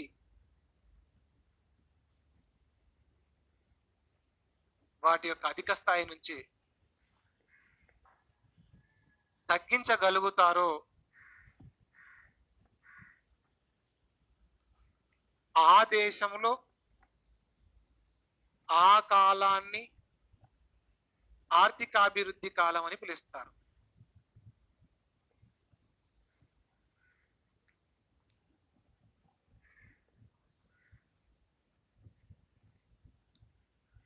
చెప్పింది డడ్లీ సీర్స్, చెప్పినది డడ్లీ సీర్స్. ఏ దేశంలోనైతే పేదరికం, నిరుద్యోగం, అసమానతలను వాటి యొక్క అధిక స్థాయి నుంచి తగ్గించగలుగుతారో ఆ దేశంలో ఆ కాలాన్ని అభివృద్ధి కాలం, అదే ఆర్థిక అభివృద్ధి కాలం అని పిలుస్తారు. దీనిలో పెద్దగా మీకు ఇబ్బంది పెట్టే పదాలు ఏం లేదు. పేదరికం, నిరుద్యోగం, అసమానతలు ఎక్కువ ఉంటాయి, కానీ అవి తగ్గించగలగాలి. ఎప్పుడైతే అవి తగ్గించే పీరియడ్ ఉంటుందో ఆ దేశంలో ఆ కాలాన్ని ఆర్థిక అభివృద్ధి కాలంగా చెప్పాలని చెప్పేసి డబ్ల్యూ సీర్స్ చెప్తున్నాడు. తర్వాత నెక్స్ట్ 11వది, ఒక దేశంలో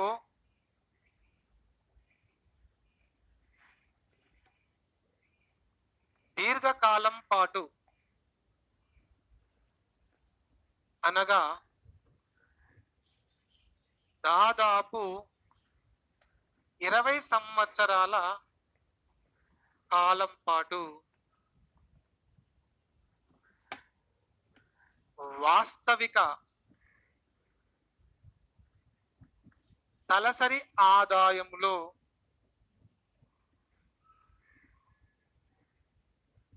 పెరుగుదలను సాధించు కాలాన్ని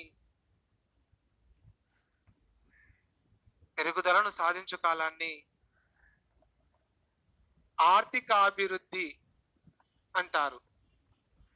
చెప్పింది ఇద్దరు, జిఎం మేయర్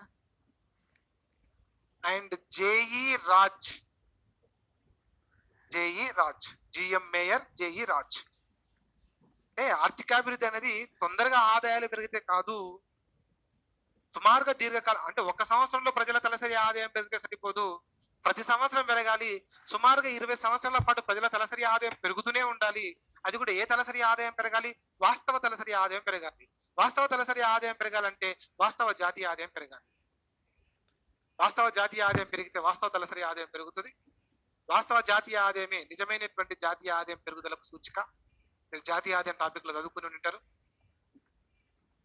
ఏ దేశంలో అయితే వాస్తవ జాతీయ ఆదాయం పెరుగుతుందో ఆ దేశంలో నిజమైన అభివృద్ధి పెరిగినట్టు. వాళ్ళ వాస్తవ జాతీయ ఆదాయంపై దేశ జనాభా ఈజ్వల్ టు వాస్తవ తలసరి ఆదాయం. తలసరి ఆదాయం మీకు అందరికి తెలిసిందే. తలసరి ఆదాయం ఈజ్వల్ టు జాతీయ ఆదాయంపై దేశ జనాభా. జాతీయ ఆదాయాన్ని దేశ జనాభాతో భాగిస్తే తలసరి ఆదాయం వస్తుంది కదా. ఆడ జాతీయ ఆదాయం ఉన్న చోట నామమాత్రపు జాతీయ ఆదాయం కాకుండా వాస్తవ జాతీయ ఆదాయం రాయాలి. సో వాస్తవ జాతీయ ఆదాయంపై వాస్తవ ఆదాయం ఈజ్వల్ టు తలసరి ఆదాయం. వాస్తవ తలసరి ఆదాయం సుమారుగా 20 సంవత్సరాల కాలం పాటు పెరిగితే దాన్ని నిజమైనటువంటి అభివృద్ధిగా చెప్పాలి. తలసరి ఆదాయం పెరగాలి కానీ సుమారుగా 20 సంవత్సరాల కాలం పాటు పెరగాలి అని చెప్పేసి జేఈ రాజ్ చెప్పుకోవడం జరుగుతుంది. GM Meier, JE Raj. So ఈ రెండు డెఫినేషన్లు కూడా మనం ఇక్కడ అబ్జర్వ్ చేయాలి. ఏ దేశంలోనైతే పేదరికం, నిరుద్యోగం, అసమానతలు వాటి యొక్క అధిక స్థాయి నుంచి తగ్గిస్తారు ఆ దేశంలో ఆ కాలాన్ని ఆర్థిక అభివృద్ధి కాలంగా చెబుతారు. అలాగనే ఒక దేశంలో దీర్ఘకాలం పాటు అనగా దాదాపు 20 సంవత్సరాల కాలం పాటు వాస్తవ తలసరి ఆదాయం పెరుగుతుంటే దాన్ని ఆర్థిక అభివృద్ధి అని పిలుస్తారు. ఒక 4 ఉన్నాయి, సింపుల్ గా చెప్పేయచ్చు చాలా ఈజీగా. ఇక రాయాల్సిన అవసరం లేదు, ఇలా చెప్తూనే అర్థమైపోతుంది. చూడండి,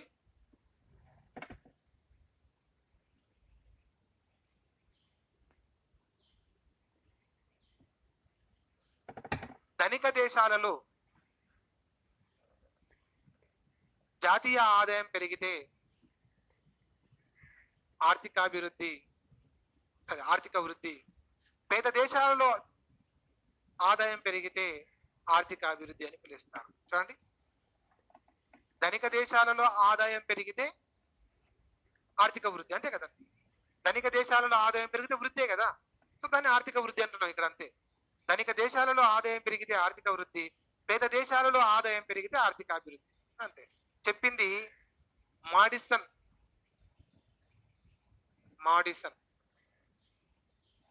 ధనిక దేశాల్లో ఆదాయం పెరిగితే వృద్ధి, పేద దేశాల్లో ఆదాయం పెరిగితే అభివృద్ధి, అంతే. మాడిసన్ చెప్పిండు. దీనినే కొంచెం మార్చి అభివృద్ధి చెందిన దేశాలలో జాతీయ ఆదాయం పెరిగింది. ఇక్కడ ఇక్కడ ధనిక దేశాలు అనకుండా అభివృద్ధి చెందిన దేశాలు అంటున్నారు. ఆదాయం అనకుండా జాతీయ ఆదాయం అంటున్నారు. దర్శాలు అంతే. ఇంత ముందుకు ధనిక దేశాలలో ఆదాయం పెరిగితే ఆర్థిక వృద్ధి, పేద దేశాలలో ఆదాయం పెరిగితే ఆర్థిక అభివృద్ధి. దీనిని కొంచెం కరెక్ట్ గా వాడుతున్న వర్డ్ని. అభివృద్ధి చెందిన దేశాలలో జాతీయ ఆదాయం పెరిగితే ఆర్థిక వృద్ధి, అభివృద్ధి చెందుతున్న దేశాలలో జాతీయ ఆదాయం పెరిగితే ఆర్థిక అభివృద్ధి. ఈ డెఫినేషన్ ఇచ్చినది మేయో, యోయో కాదు, మేయో. అంతే తేడా. మరొకసారి చూడండి. ధనిక దేశాల్లో ఆదాయం పెరిగితే ఆర్థిక వృద్ధి, పేద దేశాలలో ఆదాయం పెరిగితే ఆర్థిక అభివృద్ధి. ఇక్కడ చూడండి, అభివృద్ధి చెందిన దేశాల్లో జాతీయ ఆదాయం పెరిగితే ఆర్థిక వృద్ధి, అభివృద్ధి చెందుతున్న దేశాల్లో జాతీయ ఆదాయం పెరిగితే ఆర్థిక అభివృద్ధి చెప్పింది మేయో. తర్వాత నెక్స్ట్ మిగతా రెండు కూడా చూద్దాం. వ్యవసాయ రంగంపై ఆధారపడిన 85% జనాభాను 15% తగ్గించడాన్ని ఆర్థికాభివృద్ధి అంటారు చెప్పింది హాన్స్ సింగర్. Hans singer. వ్యవసాయ రంగంపై ఆధారపడ్డ 85% జనాభాను 15% తగ్గించగలిగితే అదే ఆర్థిక అభివృద్ధి అని చెప్పింది హాన్స్ సింగర్. అలా కాకుండా వ్యవసాయ రంగంపై ఆధారపడ్డ శ్రామిక జనాభాను పారిశ్రామిక సేవా రంగాలకు తరలించడాన్ని ఆర్థిక అభివృద్ధి అంటారు చెప్పింది కోలిన్ క్లార్క్. సింపుల్ గా ఉన్నాయి 4 డెఫినేషన్స్ కూడా, అందుకే లాస్ట్ కు పెట్టుకున్నాం. మాడిసన్ ఏం చెప్పిండు? ధనిక దేశాలలో ప్రజల ఆదాయం పెరిగితే ఆర్థిక అభివృద్ధి, పేద దేశాల్లో ప్రజల ఆదాయం పెరిగితే ఆర్థిక అభివృద్ధి. అయిపోయింది. మేయో ఏం చెప్పిండు? అభివృద్ధి చెందిన దేశాలలో జాతీయ ఆదాయం పెరిగితే ఆర్థిక అభివృద్ధి, అభివృద్ధి చెందుతున్న దేశాలలో జాతీయ ఆదాయం పెరిగితే ఆర్థిక అభివృద్ధి చెప్పింది మేయో. మరి వ్యవసాయ రంగంపై ఆధారపడ్డ 85% జనాభాను 15% తగ్గిస్తే ఆర్థిక అభివృద్ధి అని చెప్పింది హాన్స్ సింగర్. వ్యవసాయ రంగంపై ఆధారపడ్డ శ్రామిక జనాభాను పారిశ్రామిక సేవా రంగాలకు తరలించడాన్ని ఆర్థిక అభివృద్ధి అని చెప్పింది కోలిన్ క్లార్క్. సో మొత్తం కలిపితే 15 డెఫినేషన్స్ అయిపోయినాయి. లాస్ట్ ఒకటి యుఎన్ఓ వాళ్ళు చెప్పిండ్రు, వాళ్ళు చెప్పింది కూడా విందాం. యుఎన్ఓ వాళ్ళు ఏం చెప్పిండ్రంటే ఆర్థికాభివృద్ధి ఇజ్ ఈక్వల్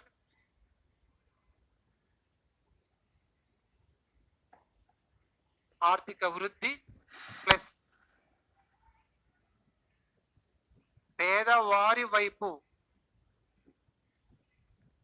ఆదాయ పంపిణీ ప్లస్ సంక్షేమం పెరుగుదల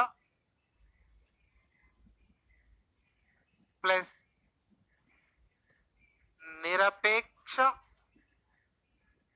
పేదరిక నిర్మూలన, ఇదే ఆర్థిక అభివృద్ధి అని ఒక మాటలో తేల్చేసింది యుఎన్ఓ.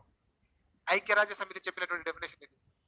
యుఎన్ఓ చెప్పిన డెఫినేషన్ ఎంత బాగుందో చూడండి ఒకసారి. వాళ్ళు సింపుల్ గా తేల్చేసారు. ఆర్థిక అభివృద్ధిలో ఏమేమి ఉంటాయంటే ఆర్థిక అభివృద్ధి ఈజ్ ఈక్వల్ టు ఆర్థిక వృద్ధి ఉంటది, పేదవారి వైపు ఆదాయం పంపిణీ ఉంటది, సంక్షేమం పెరుగుతూ ఉంటది, నిరపేక్ష పేదరికం తగ్గుతూ ఉంటది, ప్లస్ నిరపేక్ష పేదరిక నిర్మూలన. దీనిని ఆర్థిక అభివృద్ధి అని చెప్పింది యుఎన్ఓ. మొత్తం కలిస్తే 15 డెఫినేషన్స్ అయినాయి. సో దీని తర్వాత నెక్స్ట్ హెడ్డింగ్ లోకి వెళ్దాం. ఇప్పటికైతే 2 హెడ్డింగ్స్ మాట్లాడుకున్నాం. ఇప్పుడు 3rd హెడ్డింగ్ లోకి వెళ్దాం. బ్రేక్ తీసుకుంటే బ్రేక్ తర్వాత కంటిన్యూ చేద్దాం.